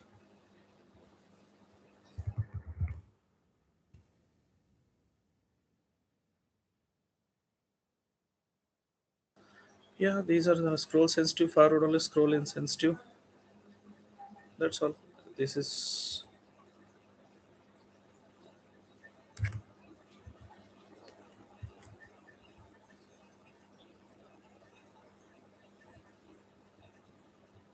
like किधर दिया यार ये type scroll sensitive. Okay, conquer updatable. Okay, fair script to conquer updatable. That's all. चलो ठीक है वही है बोलते हैं. Okay, if you particularly नहीं forward only bidirectional, there is something we need to give for bidirectional.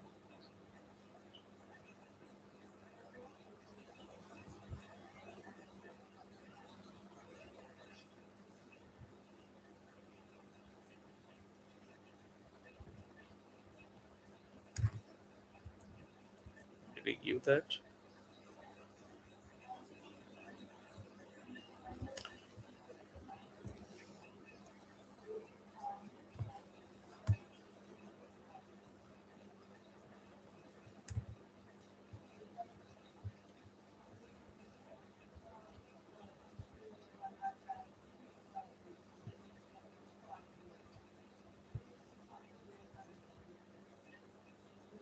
उतना दिया.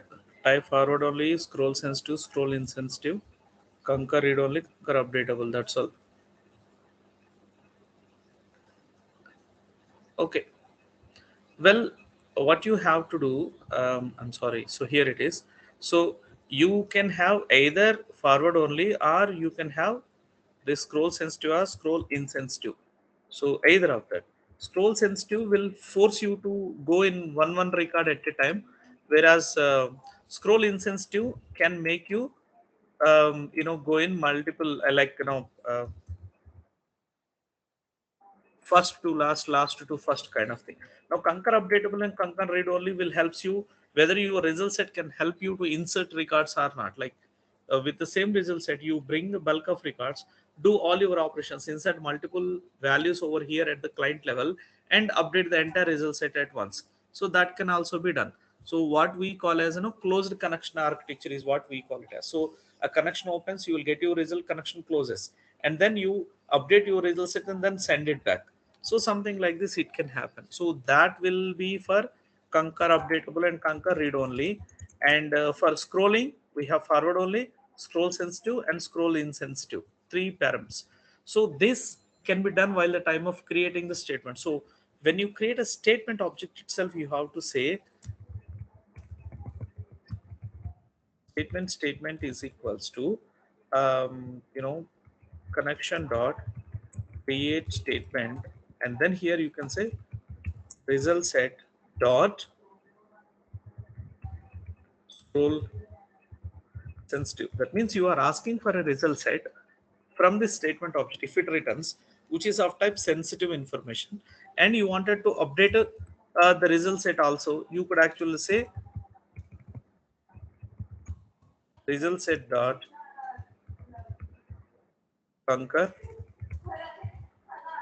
updatable, something like this. So by specifying these two, right, you will get your statement object to supply you a result which is of this type.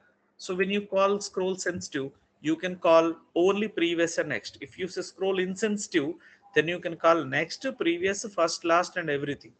Am I clear? Okay. So this is all about the JDBC API. We generally deal with connection, we deal with the statement, we deal with result set, and occasionally we deal with result set metadata also if you wanted to know more about, and occasionally we deal with database metadata if you wanted to know more about this one. And when you do bulk operations, especially of inserts or update batch operations, you go with prepared statement. If you wanted to go with the performance of the application, you go with callable statement by calling the stored procedures when you wanted to call stored procedures. Well, these are the kind of stuff which you need to understand. And basically, how many steps are involved is create a driver, get the connection, create a statement object, execute the statement object with the query, get the result or get the updated count, and then acknowledge it, close the connection. That's all. Whether you do 100 applications, you do 1,000 applications, this is what you write. More than this, you basically don't write any other code. Control S, JDBC API. Clear on this point? एक बार देखो पूरा पूरा. Yes, sir. देख लिया?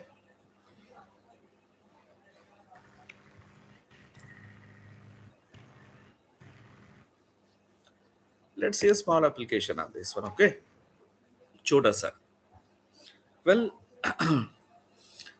we'll straight away develop a web application, okay? But in the web application, we will first see how this application communicates to the database, and how do we supply that input. We will see using servlets and UI. Okay, so three steps are involved. I'm creating a UI, and I'm creating a servlet which is a mediator, and I'm creating a JDBC object which will speak to the database. Through these three people, I'll actually pass on the data. I'll make sure the data is inserted into the table, and that's all. That is what the exercise we are going to do before the lunch break. And then post lunch, we will expand our application with all the required layers which are supposed to be there, and we will keep them into their proper places. We will develop another end-to-end communication, and that time we will see both insert, update, delete, select, all kind of operations using our web application. Am I clear? Okay, let's Yes, sir. dive into our Yes, sir. first web application.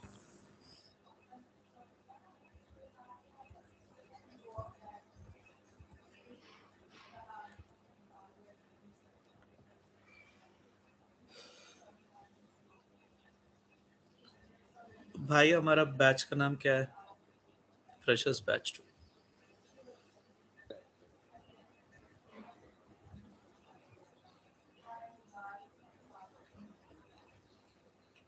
So we have HRMS application previously. We tried it when we were learning OOPS, right? Let's close this. For today, we'll go with a very basic level of application development, and then tomorrow we will speak about certain standards, and then happily move into something called as Spring application development. And from there, our way of implementation will slightly differ from what we are doing today. Okay.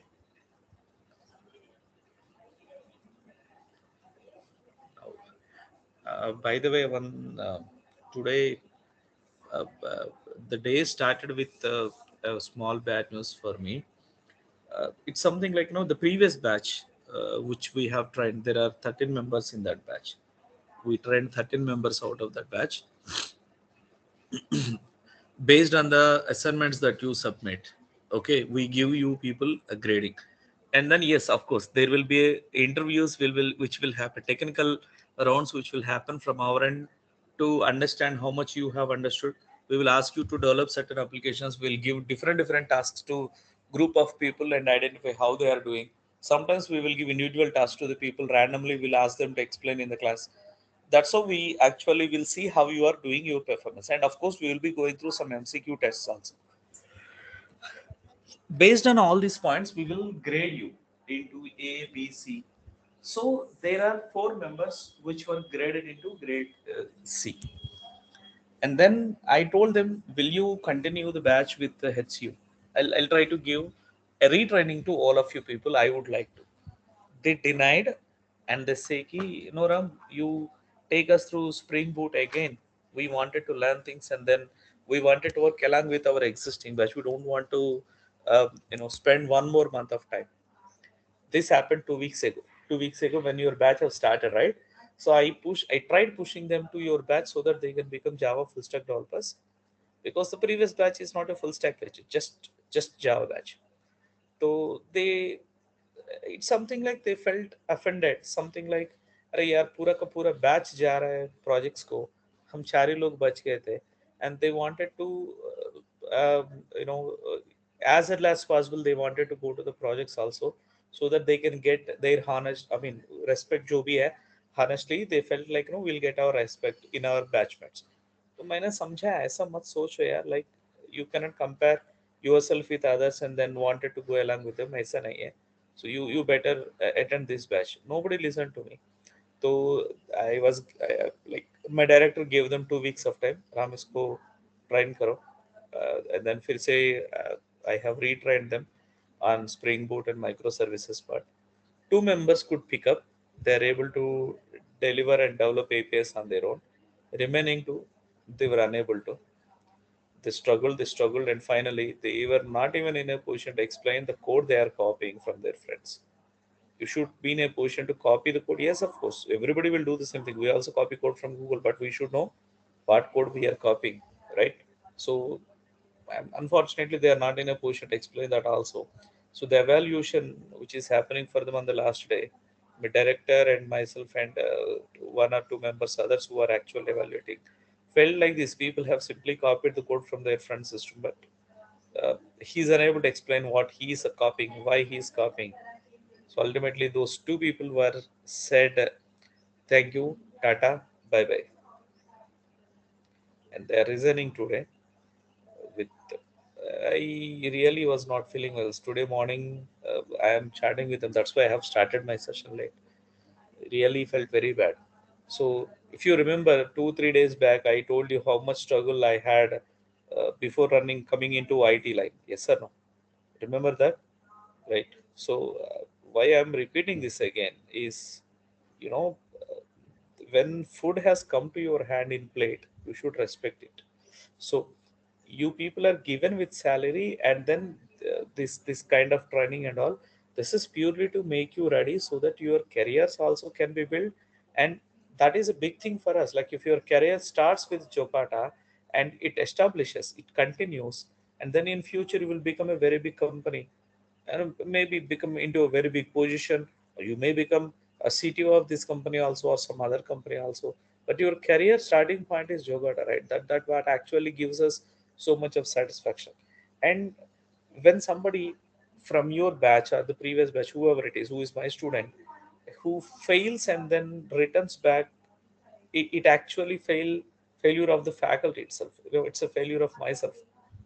But I tried my best to address them, saying that please practice, please practice. Those people didn't listen to me. They were not even giving assignments in time also to me previously. So I, you know what, like it happens. So please don't get into that kind of lazy behavior. Don't think that, like, aya to aya. Agar if your seniors are saying to you, like there are many people who are from HU who feels in this way कि भाई 6 महीने तो आराम से time मिल ही जाता है जोगाटा में, बाद में देखते हैं. Those terms have changed. Those terms have changed long back. Initially, Jokada में training नहीं होता. Freshers were given to the teams, and then the team leader used to give them lot of time to explore things, take help from friends, and then learn things. Now it's not the case. We are giving training, so the expectation is being increased like anything.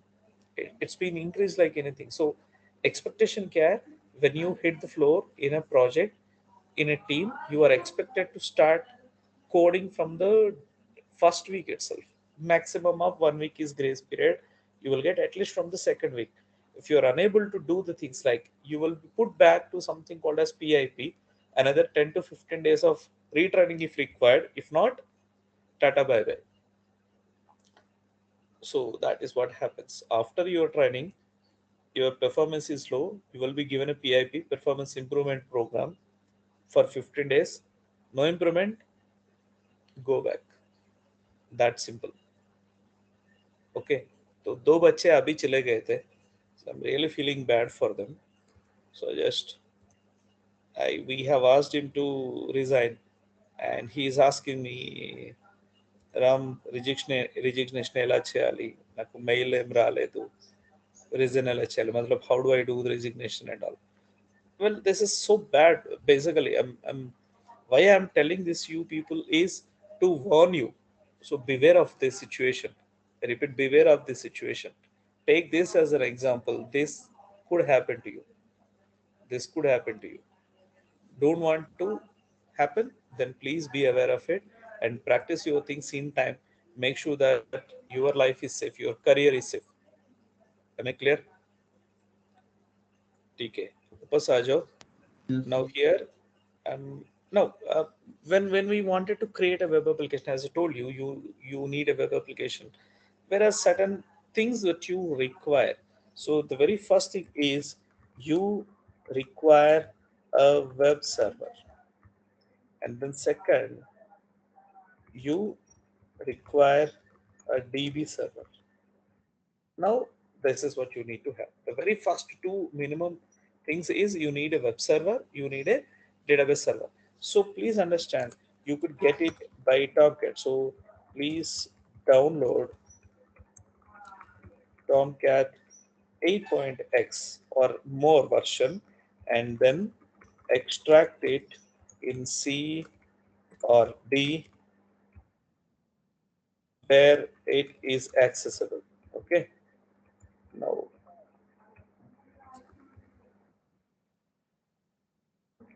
let it be accessible. Okay, so this has to be accessible. Now after this is accessible, let it be. Now MySQL, as you already have MySQL, if you don't have, please make sure that you install MySQL. So please install MySQL and get the username, comma, password, and be ready with it. Okay, comma, installation port, on which port this software is installed. Okay, so these are the things that you need to know and then have it before you get into a database, a data driven web application. So if you see my system, in the C drive itself, I have my Apache Tomcat 8.5.4. This Apache Tomcat 8.4, when you extract in the lib section, you would be saying servlet-api.jar file, JSP-api.jar file. What are these things? Because these things are basically implementation version of your servlet API provided by your Tomcat. These are all the supporting APIs, el.api. Okay, so these are all the implementation version of Tomcat for the servlet API. So what is that we need to do is we need to have these two APIs added to our project. Okay. So the third thing what you need is, what is the third thing you need? You require um, implemented libraries of Servlet and JSP APIs provided by Tomcat. These are the three things that you require. Now we need to create a web project. So I'll say file, I wanted to create a new project. What kind of project I wanted to create? Let me choose one. When you say file, new project, new. So here is all the different kind of projects that you can create. So I will go to web and I will say I wanted to create a dynamic web project or a static web project. Which one I wanted to create? I wanted to create a dynamic web project. Static मतलब खाली HTML वाला. So I wanted to create a dynamic web project. Click on next, and you need to give the project name. Let's say mailing system is what I have given. Okay, so here it says key dynamic web module 8 requires Java 1.8 or more. So I'll go for the runtime first of all. I don't have a runtime. I'll try to give the runtime. Where is the runtime available? Well, the runtime available, define a new server or runtime, Apache. Which version of Apache I'm having? Apache 8.5. I'll say next. And then here, what is the install JREs I have? JDK 1.8. I'll say apply and apply and close. So here JDK 1.8. Tomcat installation directory. Where is this Apache Tomcat 8.0 is available? Browse, C drive, Apache Tomcat and select. Well, I have given whatever is required. I'll say finish. Okay, now I have my dynamic web project working with Apache Tomcat 8.5 version and having a dynamic web module 3.1, and I will click on next. Now here it says कि देखो भैया राम तुम्हारा code रहेगा in a folder called src main java. We will see the structure of our web application also in a while. In next 5 minutes we will see what is the structure. If you remember, I told you there will be web.inf in which there will be web config file, and then in parallel you will be having context, all that stuff, right? So that structure which is going to be now, we'll see that structure.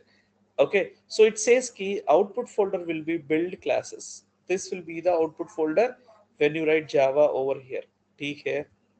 What's next? So your content directory will be src main web app. It says key while the time of development, all the HTML and JS pages will be kept into a folder called web app. I'll say generate it web.xml. What is this web.xml? You remember I told you this is your web configuration file. I'm saying key generate this for me. I'll say finish.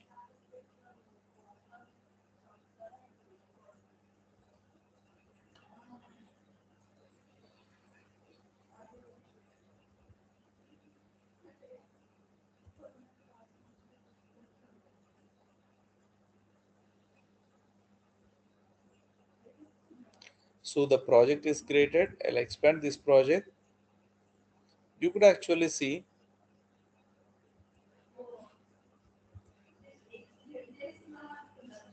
Okay, so these are all the libraries that I have with me, which is server runtime.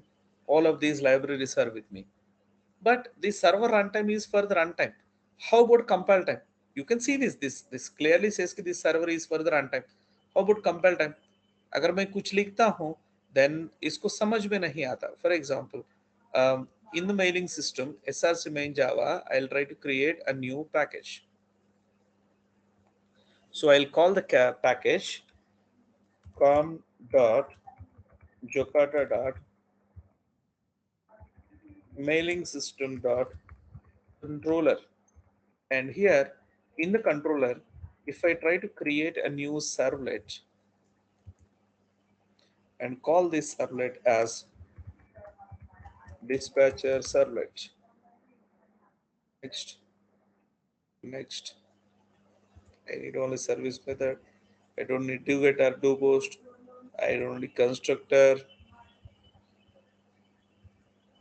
I need only service method. Okay, when I say finish, so at the red web servlet, dispatcher servlet, extend HTTP servlet, and you have a service method like this, it will come.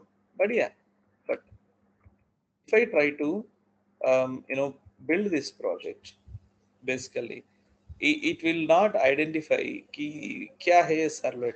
Let's, for example, if I try to run this project, okay, this is the service method slash dispatcher servlet. So if I say print writer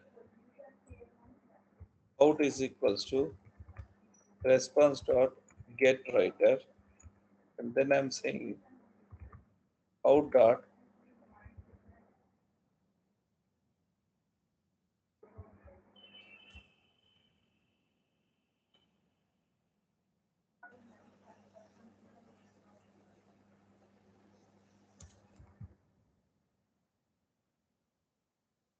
out dot println output from let's say dispatcher servlet response. That's what I said. And before I actually return the response, I would like to give here response dot set content type as text by HTML. I'm telling the browser, consider the text I'm sending as a HTML. What is the text I'm sending? So I'm sending H1 center. And here also I will say slash center slash, sorry, it's not home H1. Okay, so if you see what I'm trying to send here is a text, but whatever I'm sending is a HTML script, right? So I'm telling the system that Dekho, I'm sending you plain text. Consider that as a HTML when you receive the response. Control S. Well, when you try to run this servlet, basically, so let's run this one. Okay, if I try to run that, run on the servlet. Which one you want to run with?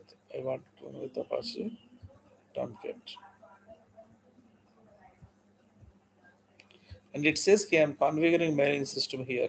So finish.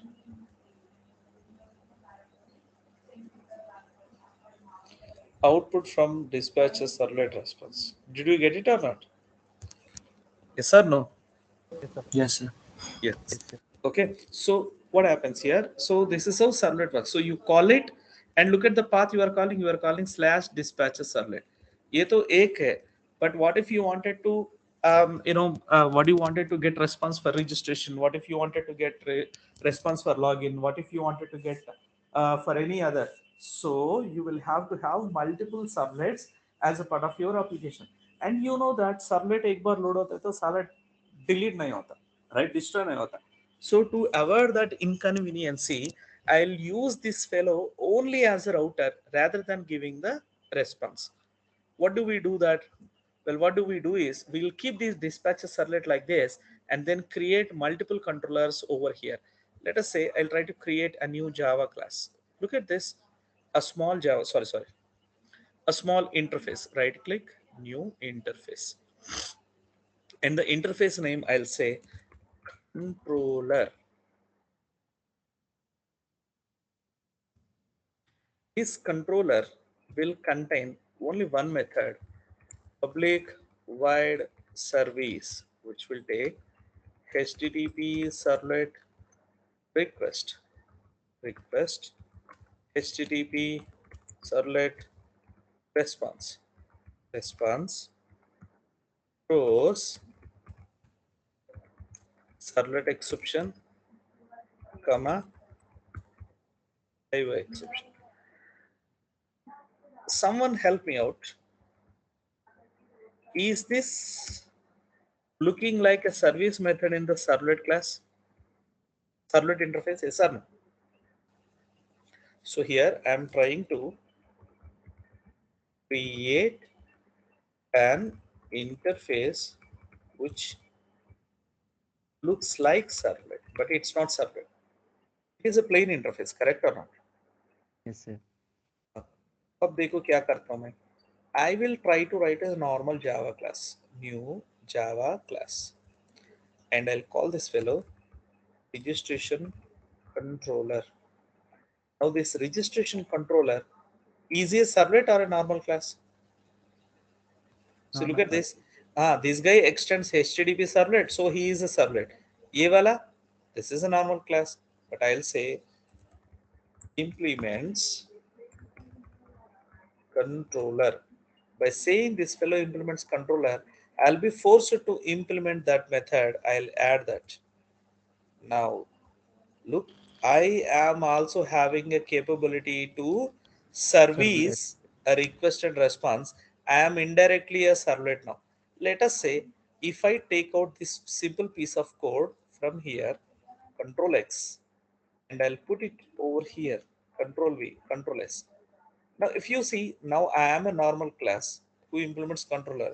Look, I am not a servlet, but have service method with me. Okay, तो यहाँ पे करना क्या है फिर आप देखो यहाँ पे करना क्या है, you have to redirect to this controller, that's all.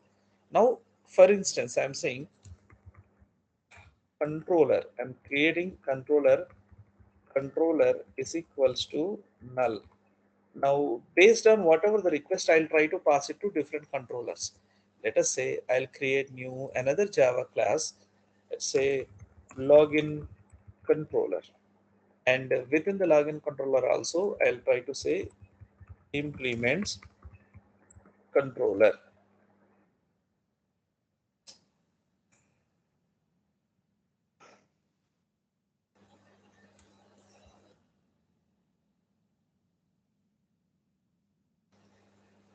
Now I'll try to add on that unimplemented method here also. Okay, so what I will do, I'll come down here, I'll take out this control C and control V. Here I'll say instead of saying dispatch a servlet, I'll say from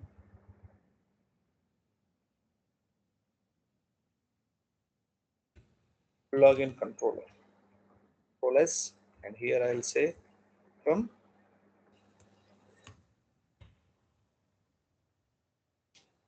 registration control. Okay, this is what I'll say. Well, what I will do here in the dispatcher servlet, I'll try to read the request of the response sender you are looking at. So I'll say a string. Okay, action is equals to request dot get parameter of wherever you wanted to pass an action. Okay, so here whoever you are looking at to give you the action response, so that fellow you are reading it over here, and then I'm checking if action dot uh, equals ignore case of registration. In that case I'll say controller is equals to new registration controller, else if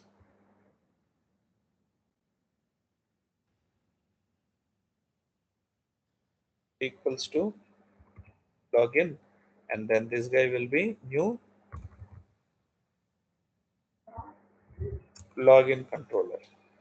And after that I have taken a controller person, all I need is to call that fellow.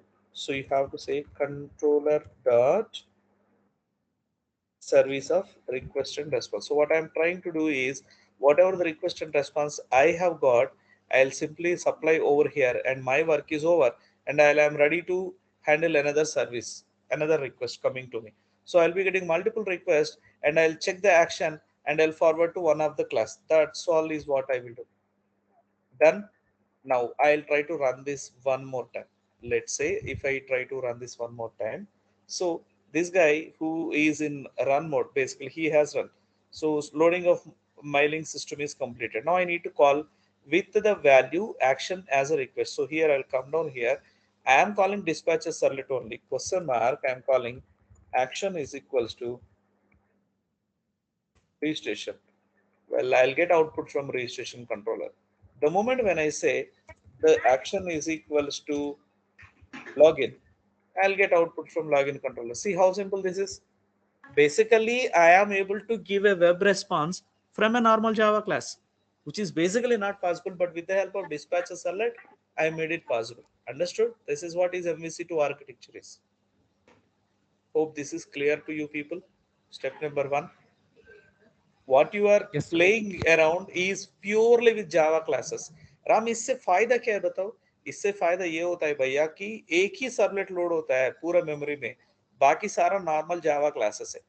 अगर if you are not using this class anymore, garbage collector has a full privilege to happily come and clean the memory. But if it is a servlet, he cannot destroy it. Garbage collector do not have the capability to destroy a servlet, but he has the capability to clean objects from the memory. So I am trying to play around with the plain Java objects. So this guy is a Pojo, correct or not? Is a plain old Java object. So I can happily delete him. I can happily delete him. How about this fellow? Well, this is also the same thing. Well, a plain Pojo. It's, I mean, like, plain old Java object, but can serve. This is the specialty of this fellow. He is also, but can serve. This is the capacity of this fellow. Well, one or other way, I am trying to get a capability to serve back to the web client, but still you are a Java object. This is what I have done. Understood, right? Now, what we will do here, we have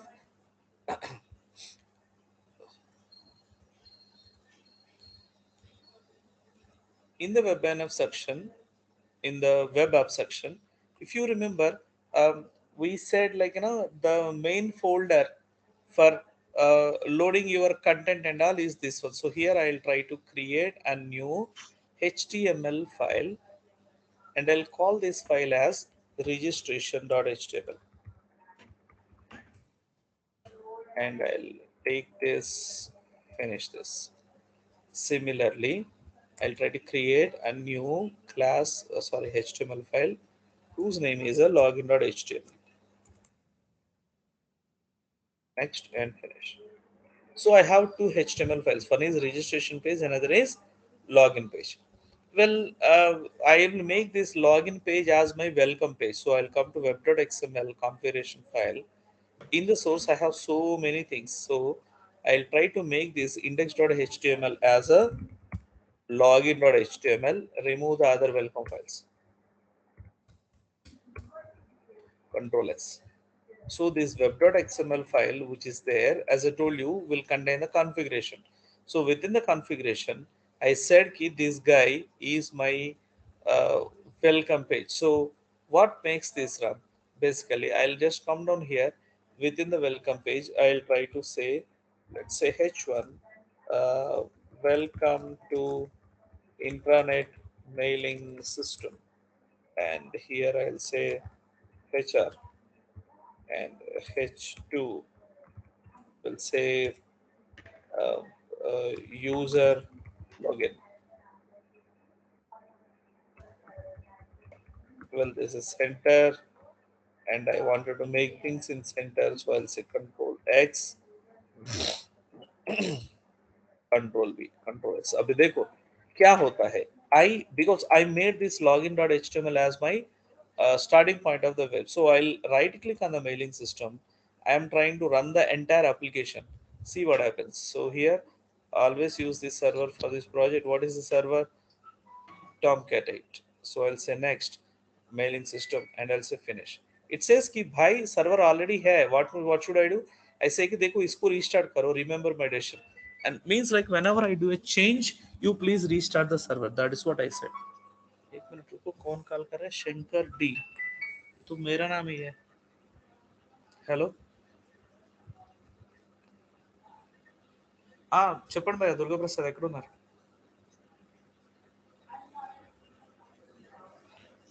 నేను క్లాస్లో ఉన్నాను దుర్గాప్రసాద్. నాకు ఒక half an hour time ఇస్తావా? నేను 1:30 కిందకి వెళ్ళి చెప్తాను.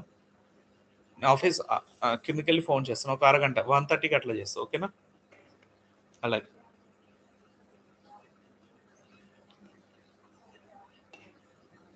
guys, I'll be in mute for a while. I need to make a small phone call. Just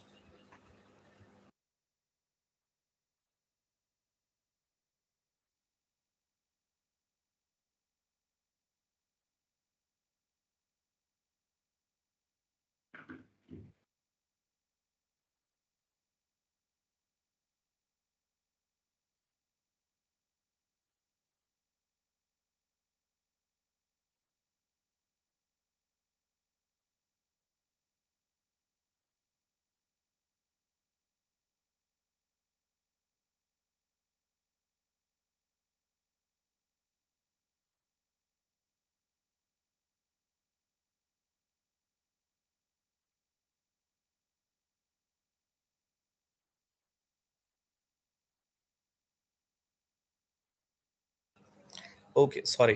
So if you see when I run the application, who have come? The user login page, which is my starting page, correct? So what is that I have done is I have set my structure ready. I have made a dispatcher servlet who will help me in routing.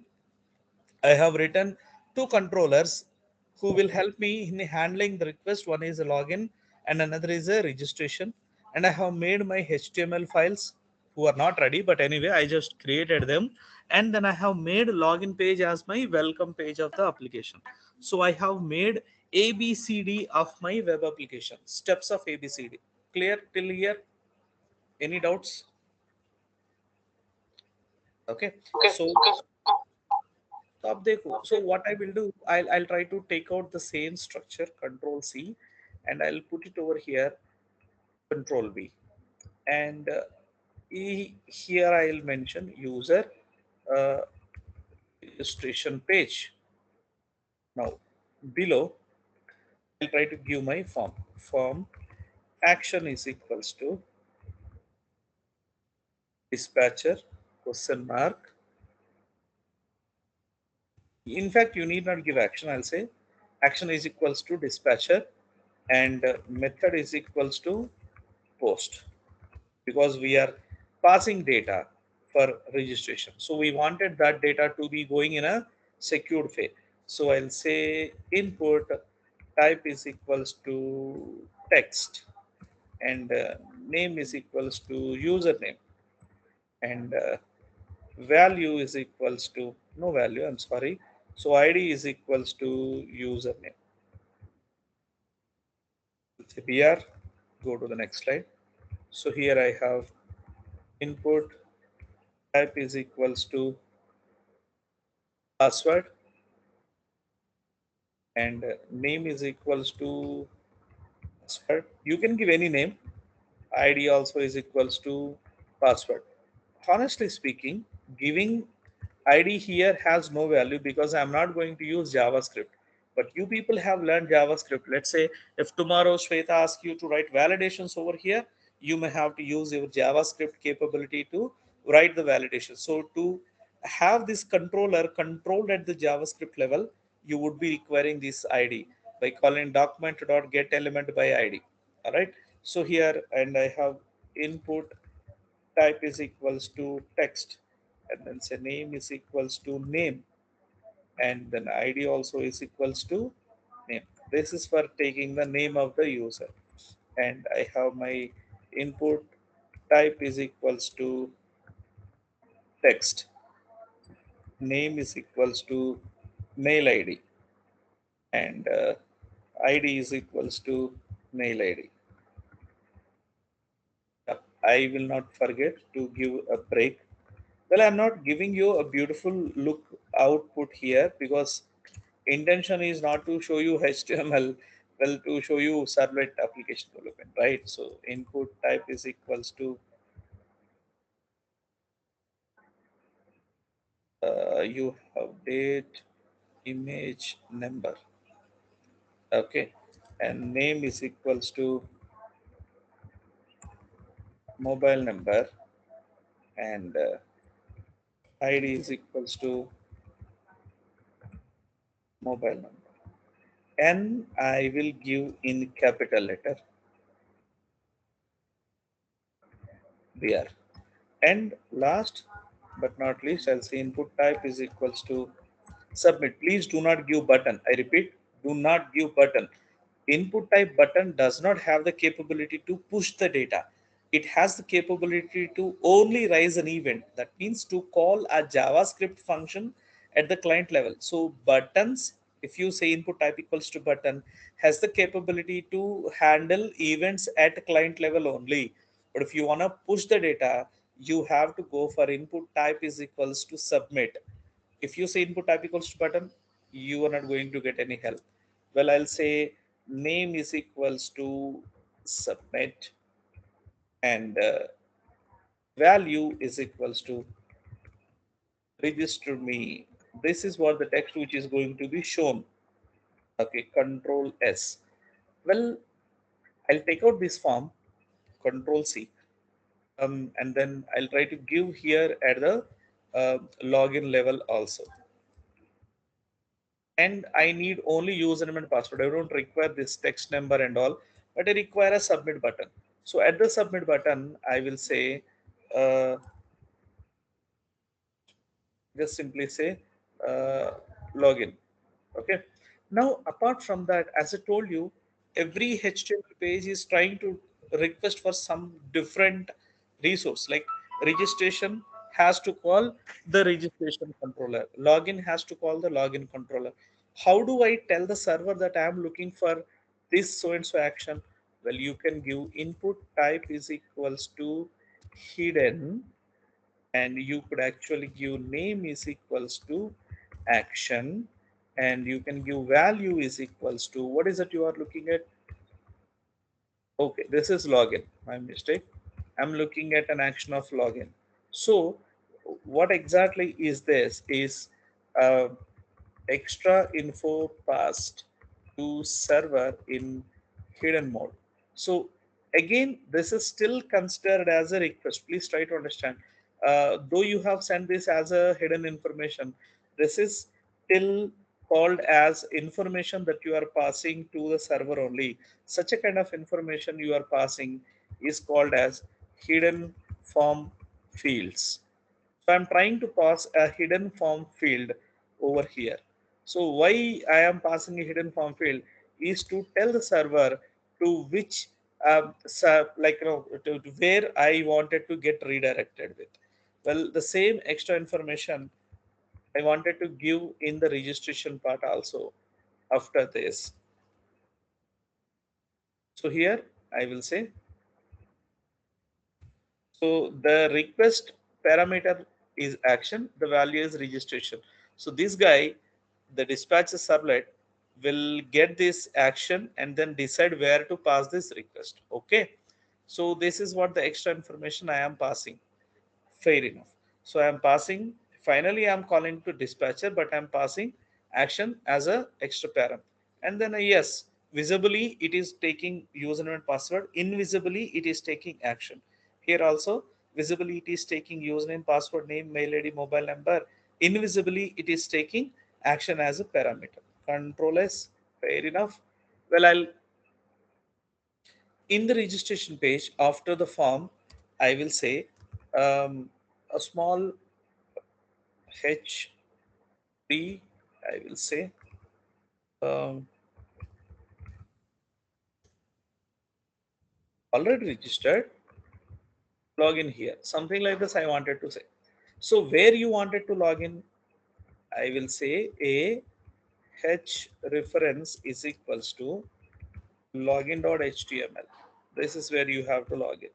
That's all. And I'll take the same thing. I'll say new, whoever at the login page, I'll say, are you new to the system? Register here.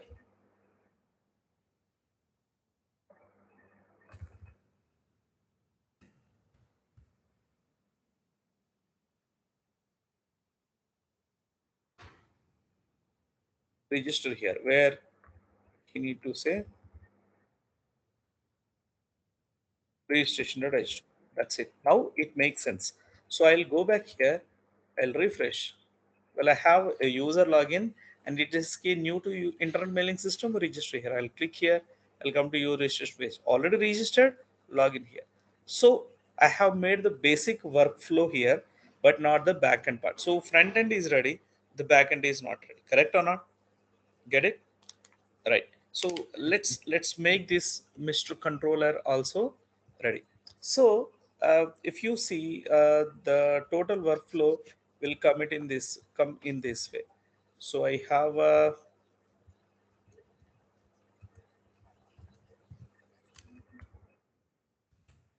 registration.html, and this registration.html is passing username, uh, password, name, email ID, and mobile number. These are all the request parameters that are coming from here, correct? And all these request parameters are coming through HTTP request. So here at the server level, I have many people, not this one circle. I'll take this circle.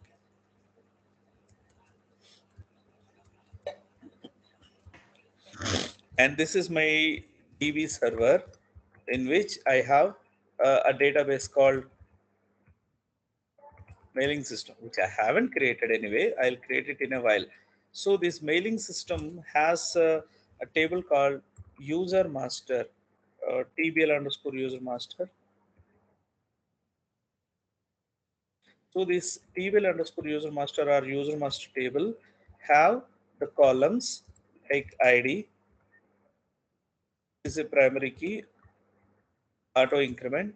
I have username, I have password, and I have name, I have email ID, and I have mobile number, blah blah blah kind of columns over here. So intention is whatever is coming as an input have to be saved into this database, and then after saving I'll get confirmation, yes, it is saved successfully. I will return back the confirmation it is registered successfully, and I will be taking this customer to registered successfully, please log in now. So here the customer will be taken to the login page. So here this is login.html, and this login.html have a username comma password as an input, and then this input is given to another servlet, and the servlet again passes this username and password to this table, checking whether the given username and password is correct or not. Yes, it is correct or not correct, whatever the response is given back. Let us say it is correct, and the customer is taken to the next page, which is user home, or I could say basically I am taken to inbox page, inbox.jsp. Now from here I'm not writing HTML, I'm writing JSP. So here list of mails will be visible. Up to this level we need to do. Am I clear? Well, to do this one here, to accept this registration, I have REG controller, and here I have Mr. Login controller. And to supply the mails, I would be having in future mails control. So I have three different controllers who will perform three different kind of actions. Okay, one helps the registration, one helps the login, another helps the mailing, like viewing the mails kind of stuff. So this registration controller, after taking the input, will pass on the input to a layer which is representing the database. We call that a Java version of your table has something called as entity. Remember this name. What is an entity? Entity is nothing but a Java object which looks like a table, which exactly looks like a table. Okay. Now, the entity is what is being prepared, and entity is being given to someone called as DAO, data access object, the only responsible or authorized person to speak to the database. So here, from the registration controller, data is pushed to user master, the class user master, basically who will be having properties like ID, username, password, name, email ID, and mobile number. So what we do, we from here a data is sent to actually, okay, someone called as user master service. So here the data is received in the form of user master request. It is or registration request, I'll say reg request. So registration request will contain all the data coming from the registration HTML. From this service method will do an action called data validation. It will check whether the data supplied is proper or not. Yes, it is.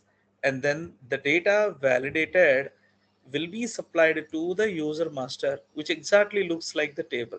And this user master is given to someone called as user master DAO. This guy contains JDBC code, and through this person who have the JDBC code, data is pumped to the table, data is received by this fellow, and then he supplies the data back to the user master, and user master is given back to the user master service.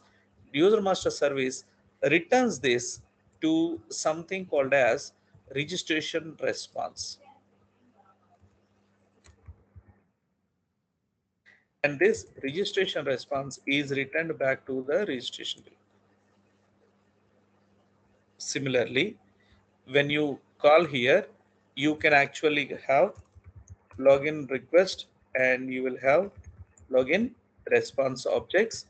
Well, the data which is coming from this will be coming over here, validated to the master service, and then he speaks to the user master, speaks to user DAO, gets a response back, and then he supplies this control jet, supplies this back to login response, and then login response is returned back to the this one and mails controller.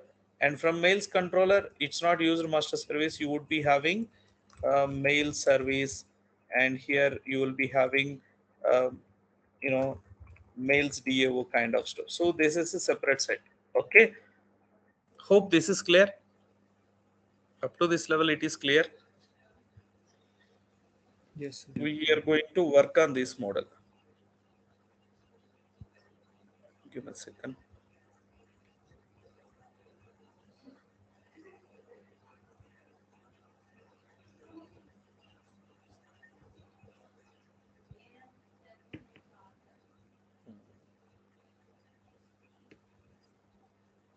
Okay, fine. This is what we are going to work on. Well, what we do, not to this level of sophisticated implementation, we'll do. Okay, so we basically what happens is sometimes when you are getting data from input, sometimes you will get data which belongs to multiple tables. So the request is very much specific to your web UI. Entity is very much specific to your database table. So entity represents a table, and request represents a web page. So here service takes care of dividing the entire information into multiple entities. Am I clear on this point? Okay. Okay, तो इधर आ जाओ हमारा application में. Now I have controllers. Apart from these controllers, what are all I can have? I will say new package com dot jokata dot mailing system dot request, and right click new package com dot jokata dot mailing system dot response. This is for having all the request objects. This is for having all the response objects. And then new package com dot jokata dot mailing system dot entity. People also call this modal. Some people call this as modal. Some people call this as entity. Well, I'll call this as modal for time being because I want you to understand modal view controller architecture. So this is called as modal. Okay. And then I have new package com dot jokata dot mailing system dot service, which basically contains the service which actually will do the service of converting request into what do you call this entity kind of stuff. And finally a package com.jokata dot mailing system dot dao. This contains DAOs. Now, please understand, every DAO is an interface, and then we will try to get maximum utilization of code reusability using our inheritance model here. Okay, so this is what it is, the base package which I have tried to establish. Well, we will create a request very quickly, and then a DAO also, and we will see an end-to-end operation. Okay, so first of all, I'll try to go to MySQL command line client.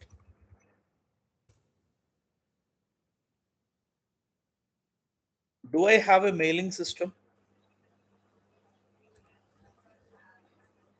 No, sir. No, right? तो चाहिए हमें. So create database mailing system. Connect.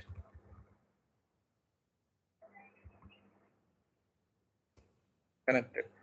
I'll say create table user master ID integer primary key auto increment username var of some 50 not null password var of some 50 not null name var of some 50 not null और क्या है भाई email ID var of some 100 not null mobile number you can have it as a begin or you can also have it as a var of some 10 not null. And that's it. Table is created. I have one user. Let's say I'll try to insert one user. If you wanted to insert, we'll try to insert it through some other, like no explicitly we'll try to insert. Well, I just come down here. So I'll close dispatcher, I'll close controller, I'll close login controller, I'll close login, I'll close web.xml. So this is my order. So from the registration page, I am having these inputs: username, password, name, mail ID, mobile number. So I'll call this as email ID because the column name I have put as email ID. I'll try to make these things very similar so that it will be easy for me to manage what is there in the front end, what is there in the back end. So I'll come to registration controller. So I need to read them. Okay, so here are my steps, like print writer and all I'll just remove for time being. Out.println I'll remove it. Now here I have my print writer response.set content type, and then print writer I have said. Now here these are the steps: read all the request values coming in request. And second, supply them to request Pojo and give the Pojo to service layer. And then assign necessary validated data to model and apply the model to DAO layer. And then read the data coming from model, all save method to insert data into database. And once this is over, basically return, um, whatever the result. That's all. Whatever the result you have received, which is received from the DO. This is what you are doing as a controller, because you are doing the entire stuff. Please try to understand entire stuff. So service is basically responsible for calling the DO. So you are not the one. So data model and supply this two is not done by this fellow. This is two is done by service method. Okay. So you will pass a service layer, and service layer call the save method, and then return the result, receive the result, return it back to the from the service. So controller do not have or should not have access to any data related stuff.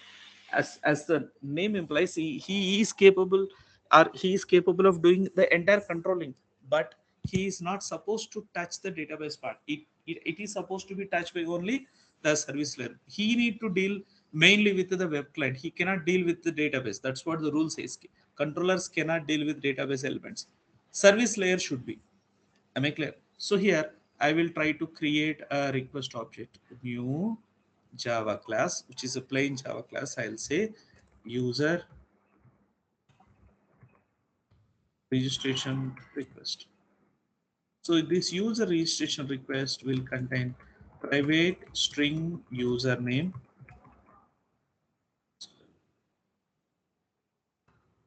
private string password, private string name, private string email ID, and finally private string mobile number. These are all the things that I am getting as a part of the request. So this user registration request has to take the data securely. So this guy implements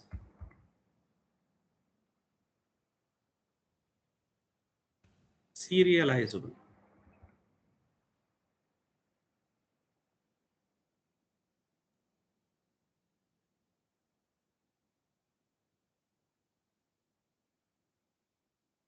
Right?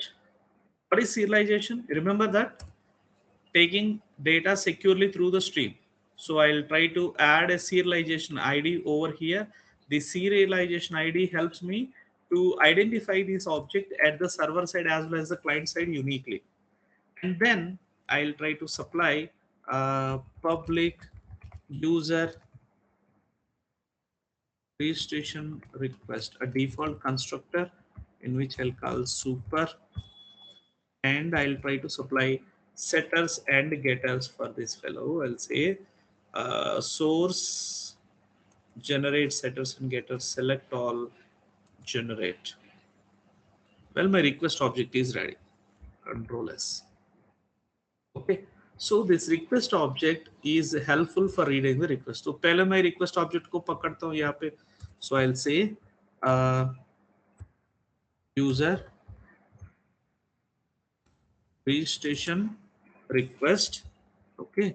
Reg request is equals to new user registration request. And then I'll say a string or reg request dot set the username. I need to set the username where it is coming. It is coming in the request parameter. ऊपर है देखो यहाँ पे HTTP servlet request. So I'll say request dot get the parameter coming with the parameter name as username. That is what I'll do. See, and I'm passing that value directly. Similarly, reg request object dot set the password.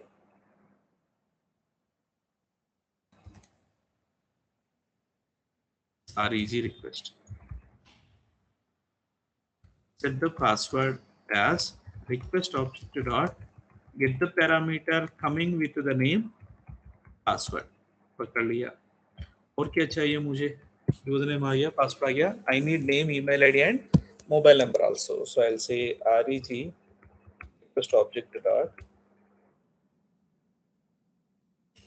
Hey, why I'm saying set the name is coming as request dot get parameter coming as name, and then reg request dot set the email ID, which is request dot get the parameter coming as email ID, and then reg request object dot set the mobile number, which is coming from request dot get parameter coming as mobile number. So I have got this object. Well, when you come to Spring, right, this object will be automatically filled and then will be returned to you. So you need not worry about it. Okay. So please understand, this object is automatically coming to you when it comes to Spring. ये जो manual assignment operation है ना, you will get rid of this operation. Now I have got my request. तो करना क्या है मुझे? I need to pass this request object to the service layer. Do we have the service? I do have.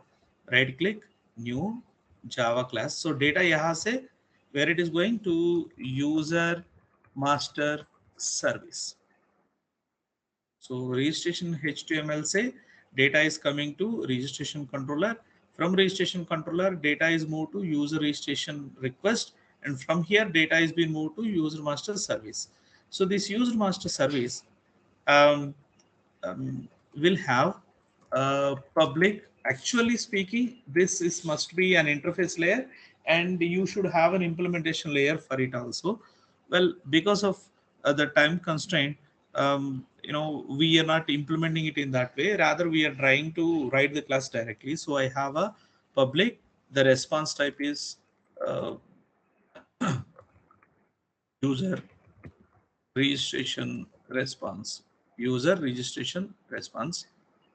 Okay. Mm, you can give any response, honestly speaking, but I'm giving user registration response. Okay. What is the return type is user registration response. Or else I will prepare that. I'll say string, or I will pass on boolean, success or failure. Okay. Okay. Public boolean save, or I will say register new user, which will take user registration request. So reg request. This is what the method is. This guy, by default, I'm thinking he returns true. Okay. So I haven't implemented this method. Okay. It returned true. Well, I will try to call this fellow from the controller. So I need to supply this. I'll say user master service. User service is equals to new user master service, and I'll say user service dot register new user of request. Well, whatever I call, I will get a response. Boolean success is equals to call the user. Now, if success, I'll do something else. I'll do some other thing, correct? So if this fellow have registered successfully, I'll do some work. Else, I'll do some other work. So what I will do is, I will have to take, if it is successful, I will have to show him the login page. If it is unsuccessful, I should take him back to again the registration page. So I will take request dispatcher help over here. Request dispatcher rd is equals to request object dot get requested dispatcher. Well, by the time being, please try to understand, this guy initially will be null, and based on success or not, I will create him. So what I will do, if it is success, I'll say rd is equals to agar. Agar registration success ho gaya, tell me where I am supposed to take this fellow to the login page. So I will have to ask the request dispatcher to take me to the login.html. Else, if this is not the case, success nahi hua, matlab registration fail ho gaya, kuch to error aa gaya, then in that case, this fellow has to go registration.html. I have to show that out. What I mean to say is, so I have to say rd dot include the request and response. And Here also I'll have to say rd dot include the request and response. And now I will end of the thing, I will return my response. Before I return the response, I have to add something to the response and then I'll have to return. Am I clear? So what is that I wanted to add something? So here I'll say out dot println. So this is successful, right? So here I'll say h, I'll say center slash center, and I'll say h4 and slash h4, and then here I'll say uh, font color is equals to green slash font, and see registered successfully, please log in. Same thing, if something goes wrong, well, I'll have to say registration failed, please try again, and then the font color must be red. That's what I wanted to do. Simple, very simple. So the out parameter which I have will help me to print extra information apart from the included output. What is the default output I have included? Login.html. So what this request dispatcher will do as a part of the response, it includes the output of login.html, and to that included response, it will also add the green color response registered successfully or red colored response registration failed, and then return it. This is what I will do as a controller. Am I clear on this point? अभी तक clear है तुम लोगों को? देखो okay मैं कुछ नहीं कर रहा हूं. I have taken the input and I have passed the input to this service method. Service जो भी बोलता है, either success or unsuccess, based on whatever he says, I am taking a decision what to display to the end user. That's what I will do. Fair enough. तो ये service क्या करता है देखो. Service have received the request. So this request has to be passed to the DAO. Do we have the DAO here? Honestly speaking, no DAO, no model. So I will quickly create a model, a Java class called user master. Look at this. This guy will represent the table as I said. Shweta is calling me. Shweta. Hello. Shweta jo.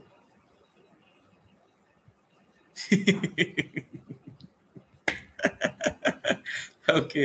అది అనిల్ కూర్చుంటాడు చూడు ID cards ఇస్తాడు. అక్కడ HR వాళ్ళు కూర్చొని ఉంటారు. Second ఫ్లోర్‌లో. Fourth floor closed. అవును. సెకండ్ ఫ్లోరే. సో, అడ్మిన్ కూర్చున్న ప్లేస్‌లోనే లతా వాళ్ళు ఉంటారు. మామూలుగా వెళ్ళి నువ్వెప్పుడు చూడలేదు కదా వాళ్ళని. అందుకని ఒకసారి పరిచయం. ఓకే. హ్మ్. కలిసావా అందరిని?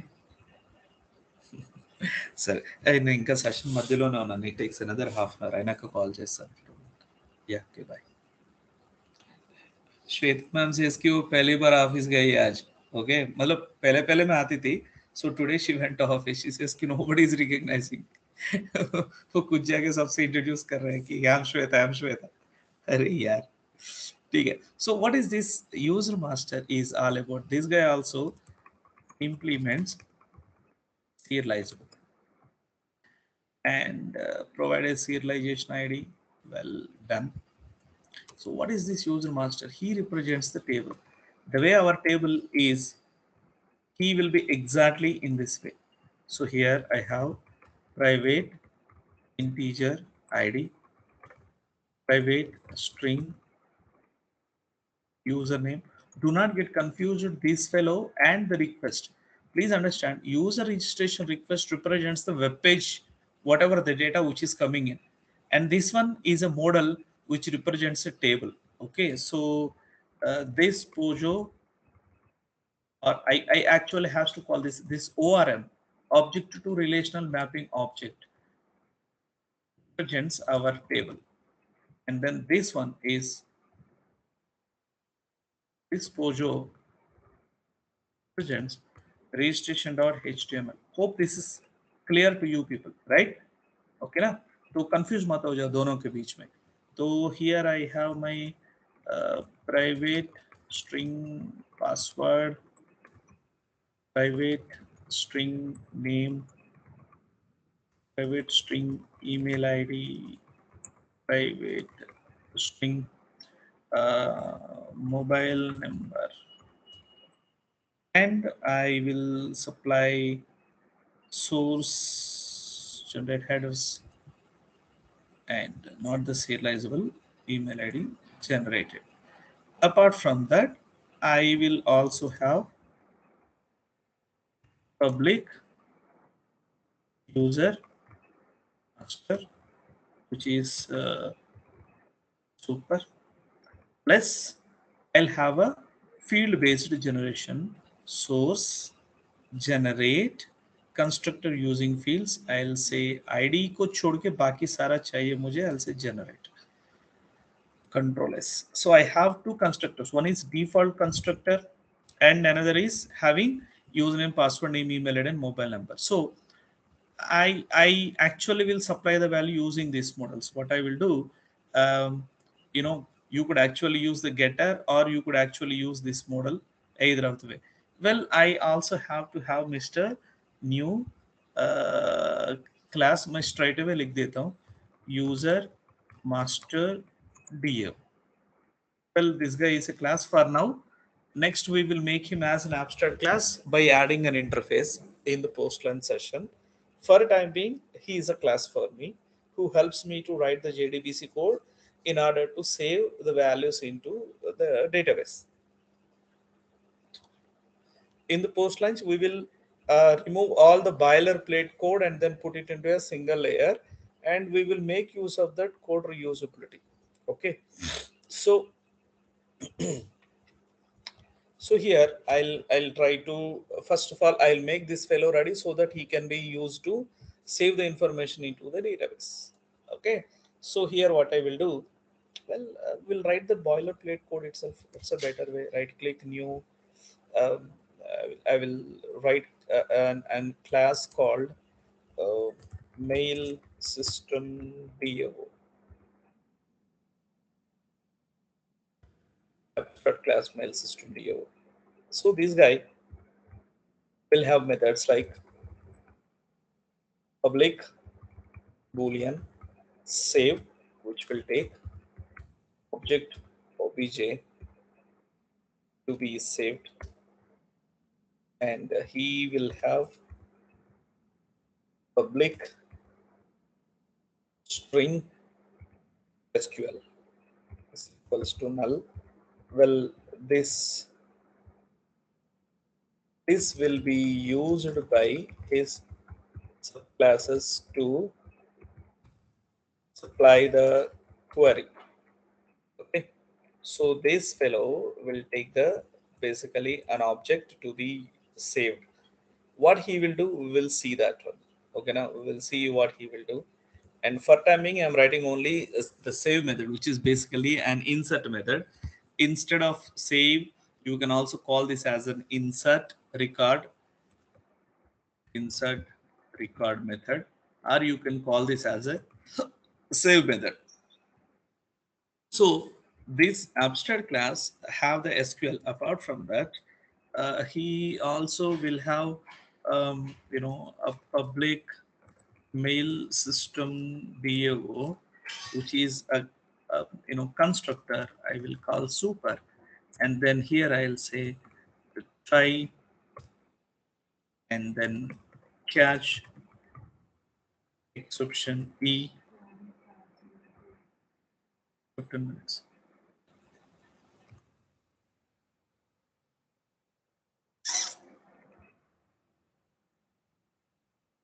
System.out.println E. Okay. Well, here what I will do, I'll say class dot for name com dot mysql dot jdbc dot driver. This fellow will create com.cj dot driver. So this fellow will create the driver while the time of loading. Okay. and then he also will be responsible for returning the connection. So what we will do, instead of this guy making burden with this guy, we'll try to get the connection every time from a provider.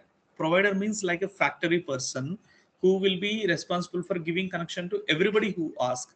So in the DAO itself, we'll try to write one a class called connection factory. So here in the connection factory, I will write the static level. That means while the time of loading the project itself. So we'll say try, okay, the same thing what I have written over here is I'll fetch it, products, and then put here. So I have loaded this driver at the class level, and here I have a public static return type is connection get connection. This method will return the connection. So here I will say connection con is equals to driver manager dot get connection, and you need to supply the URL comma username comma password. Okay, so here java.sql connection. So that is what it is all about. So here I'll say return the con. So that's the main work of this factory. So what he will do, he'll try to get the connection and return it. So connection con is equals to null, and here is I'll say my try and my catch exception e system.out.println of the e. So what is that I need to write here? As I told you, jdbc colon mysql colon slash slash localhost colon 3306 slash mailing system. And what is my username? Root. What is my password? Root. So that's all I need to write. And once the connection is established, I need to return that fellow. So I'm returning the connection. Control S, this is what a connection factory will do. He'll initiate a driver, he will get the connection, and he will return the open connection to you whenever you ask. Okay, so what mailing system will do, every time he'll try to get the connection using this fellow. So here I'll keep this very simple. So here I'll say uh, connection con is equals to, I will say connection factory dot get connection. That's all. By calling this way, I'll get my connection whenever I want. It is that simple. And then I'll try to create a statement. Say statement, sorry, it's not Java bean statement, it is SQL statement is what I'm looking at. Statement is equals to con dot create statement. And then I need to see, you can see this con dot create statement basically throws SQL exception. That's what it says. So here, whatever you do, it is better to put them into a try and a catch blocks. This is what we call as a boilerplate code, where you need to repeat it again and again and again in every DAO if you write. That's why I'm making a super DAO called mail system DAO who will have all this code, and he will simply you will see actually how he will works. Okay, so now I need to insert the data. So I'll say statement dot execute update some SQL. So this SQL is what I will update, and that's it, done. If things goes fine, I'll say return true,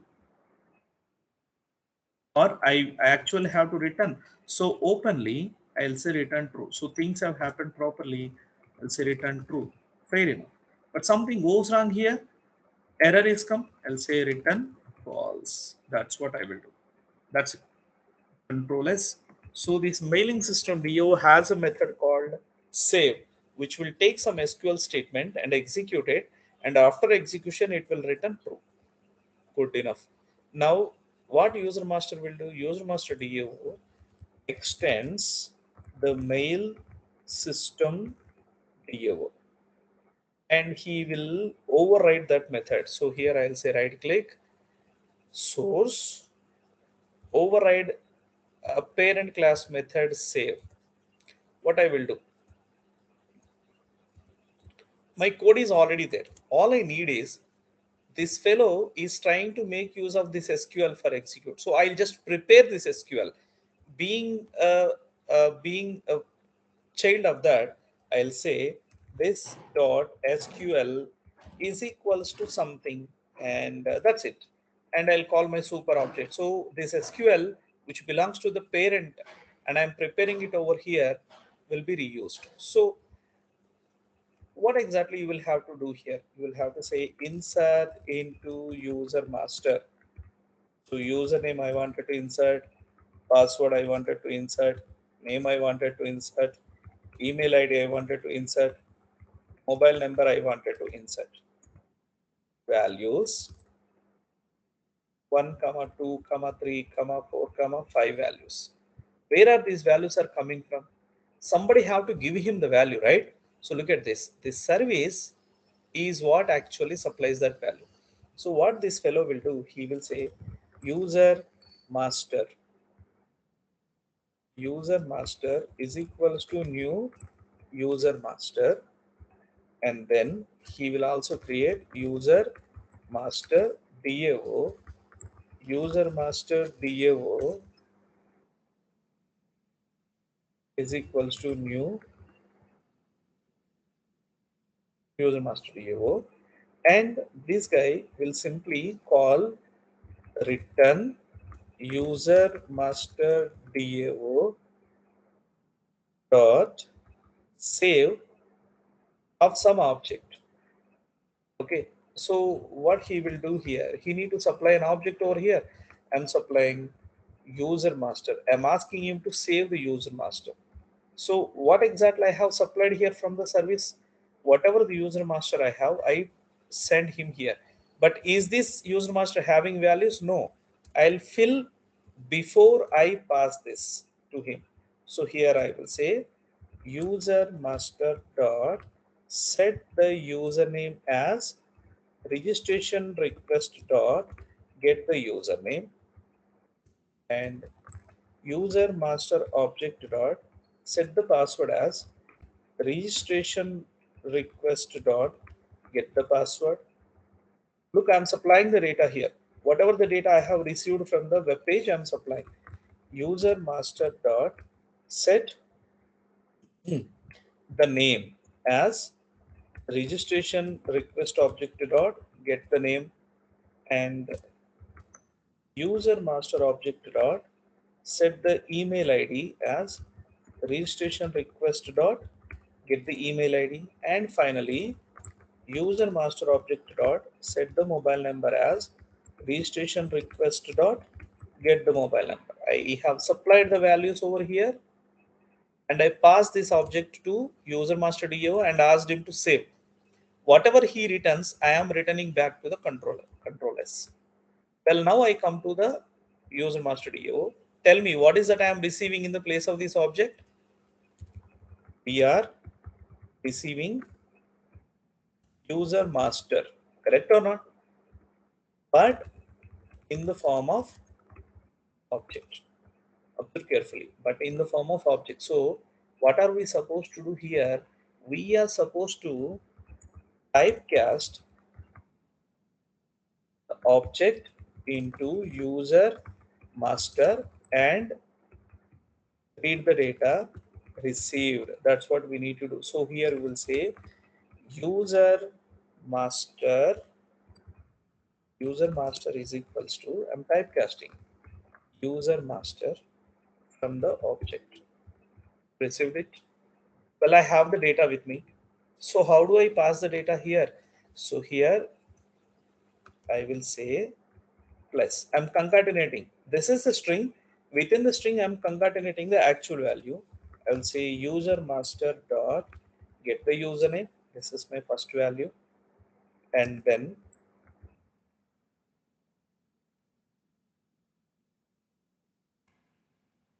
user master dot get the password. This is my second value.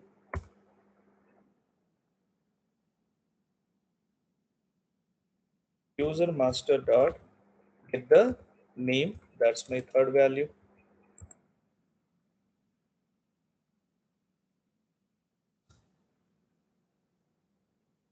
User master dot get email ID, my fourth value.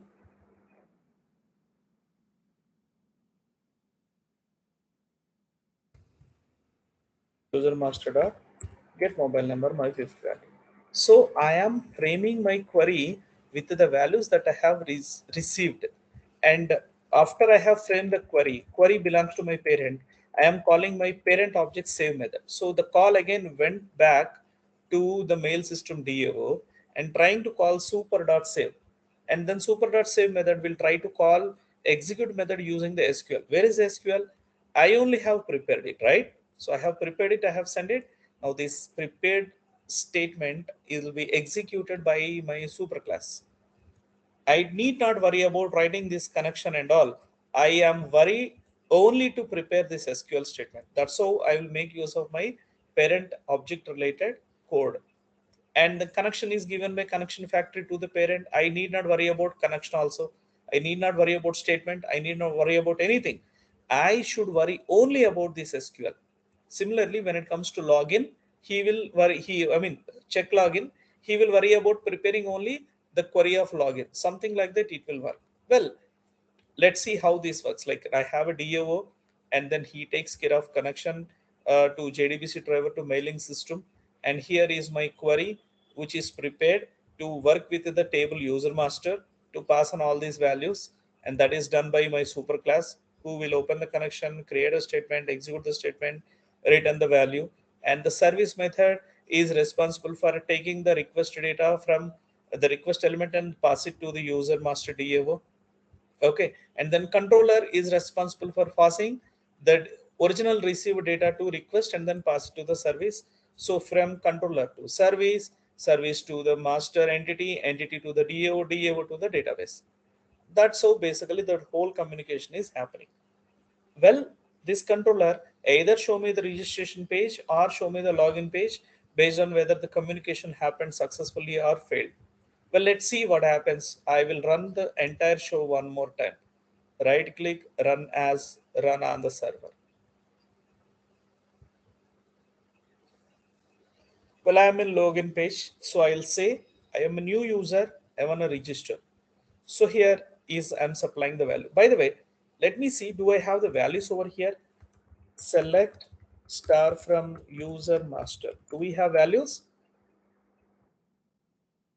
No, I do not have the value. This is the first time I am creating a table. So I'll just come back, else apply the username.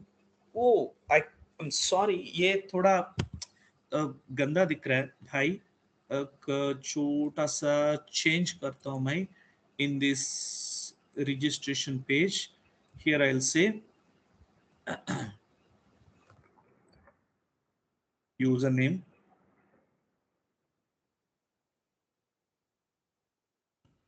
password, name,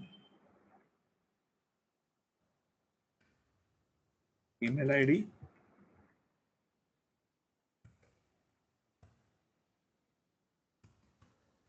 mobile number. Okay, control S. Similarly, in the login also I'll supply username, password, control S. Now I'll come back. तो ये रहा मेरा username, password, name, email ID, mobile number.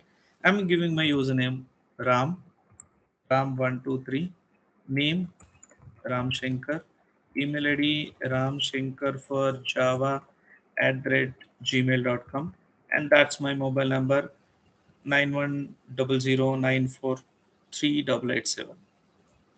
Okay, register me. It says key 404 not found. Why it is saying 404 not found? Well, look at this. ये हमारा जो dispatcher है, controller. What is the name? Name of this fellow is dispatcher servlet, It's not just dispatcher. This is the mistake I have done. So I'll come to registration page. Here in the action, I'll say dispatcher servlet control S. And in the login page also, I'll say action is dispatcher servlet control S. Like come back, go back, refresh, and re-enter. Ram, Ram123, Ram Shankar.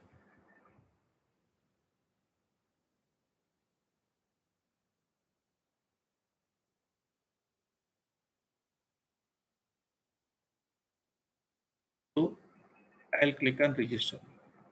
Now here the request is getting handled by dispatcher servlet. Registered failed. Please try again. Let us see what might have got failed. It says that error में अगर आप देखोगे it says कि देखो भैया you cannot find the class com.mysql.jdbc.cj.driver class not found. You said कि work with this driver लेकिन I do not have the driver with me. So primarily I should have added यहाँ पे library है ना, I should have added the JDBC driver over here. I have got Servlet and JSP API, but मेरे पास MySQL वाला नहीं है ना, so I need to get him.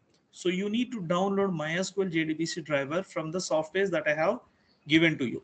Here is the JDBC driver, MySQL connector Java. See him?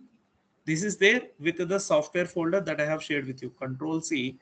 I'll bring him here and we'll say right click, paste. Now, well, my library have MySQL connector and the same is supplied here into WebApp libraries. Okay. Now this mail system has rebooted, reloading is completed. Let me try one more time. Ram123, Ram Shankar for Java, and I have my mobile number registered. This time also it says registration fails. It says key com.mysql.jdbc.cj. It is not found. अच्छा ठीक है तो देखते भाई com.mysql.cj.jdbc. Okay na, it's not jdbc.cj, this is cj.jdbc.driver class. So what is the mistake I have done? The mistake is in the connection factory, the way I have written this is wrong. It's not jdbc.cj.driver, it must be cj.jdbc.driver control S. So let the server restart one more time. Well, it has restarted. I'll come back and we'll try to re-enter one more time. Ram123, Ram Shankar for Java, 9100943887. Register me. Well, it is trying. Now this time it says registered successfully. Bingo. But why should I believe? I'll go here. I'll say select start from, and I could see the new record inserted. So this is your first web application, end to end.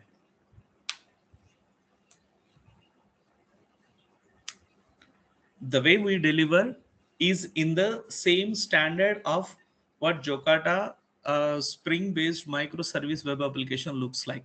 The project structure and all. Yeah, we need to add few more people few more libraries set like service IMPL, DO IMPL. We'll come to that when we come to the Spring Boot kind of application. For now, for you people being a starter at the starting point, this structure is really high for you people. Okay, so this is all about this structure. Clear? This is your first web application, an end-to-end web application which you have implemented with all the possible layers.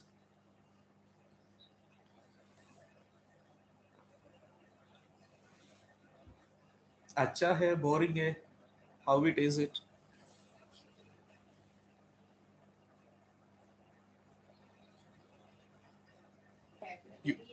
अच्छा है sir. तो एक how about you people wanted to practice this or you wanted me to take you through login and further steps also in the post lunch? We Because want to practice this, sir. हाँ Yes, sir. हाँ बेटा, Practice, sir. Practice this one. you wanna practice this? चलो Yes, ठीक है, sir. no problem. Yes, yes, sir. Yes, sir. No problem, no problem. Yes, sir. तो practice करो. कल वाला सेशन में we will see what is a HTTP session is all about, which is important. Without explaining you session, I will not take you through Spring Boot applications and all. कल हम लोग login practice करेंगे in which we will maintain our session. हमारा user name maintain करेंगे. मतलब when user hits to the inbox, from there he will go to other page, he will go to other page, he will go to other page. As long as he is moving around different pages, his identification has to be maintained at server side. That is through session. Okay, his username will be maintained. So we will see how it is maintained in tomorrow's session. ठीक है ना? तो ये वाला अच्छा practice करो. I think we have taken a very big session from 10:30 to 2 o'clock. ठीक है? So अच्छा प्रैक्टिस करो. हाँ भाई. Sir, upload the videos, please. I will upload the video right away. As soon it is done, I will upload the class files, source. I mean ये जो project है as it is zip करके upload करूँगा. आप extract करके जो भी है वीडियो देखते देखते एक एक layer create करो, practice करो, and tomorrow session we will do the remaining part. Tomorrow and day after tomorrow I'll teach you what is JSP, how do we return dynamic views and all. Okay, and then we will see Okay. uh, design patterns on Friday. We'll speak about design patterns on Friday, and then we will step into Spring and Hibernate on the next week. Okay, sir. Okay, Okay, sir. Good. Okay, sir. Thank you. और क्या था, कुछ तो Okay, बोलना sir. था. Thank you. रुको रुको, मेरे को कुछ तो बोलना था, मैं भूल गया.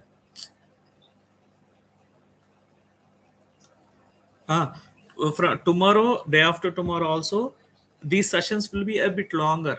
2:30 to 3:30, 4:30, 5:30 kind of thing. 3 hours का session रहेगा दोपहर में, ठीक है ना? Okay, Your fine, session sir. will be generally 10 to 12, right? And then Yeah. you take a break, practice UI session होने के बाद once you come back, थोड़ा कम खाना खा के आ जाओ, नहीं तो सो जाएगा तुम लोग. So only request. Yeah. चलो ठीक है. We'll stop it here. Bye, sir. Okay, sir. Thank you. Okay, Bye. thank you, sir. Thank you, Thank sir. you, sir. जल्दी में हो खाने के लिए. चलो ठीक है, कोई नहीं. Bye. Bye, sir. Thank you, sir.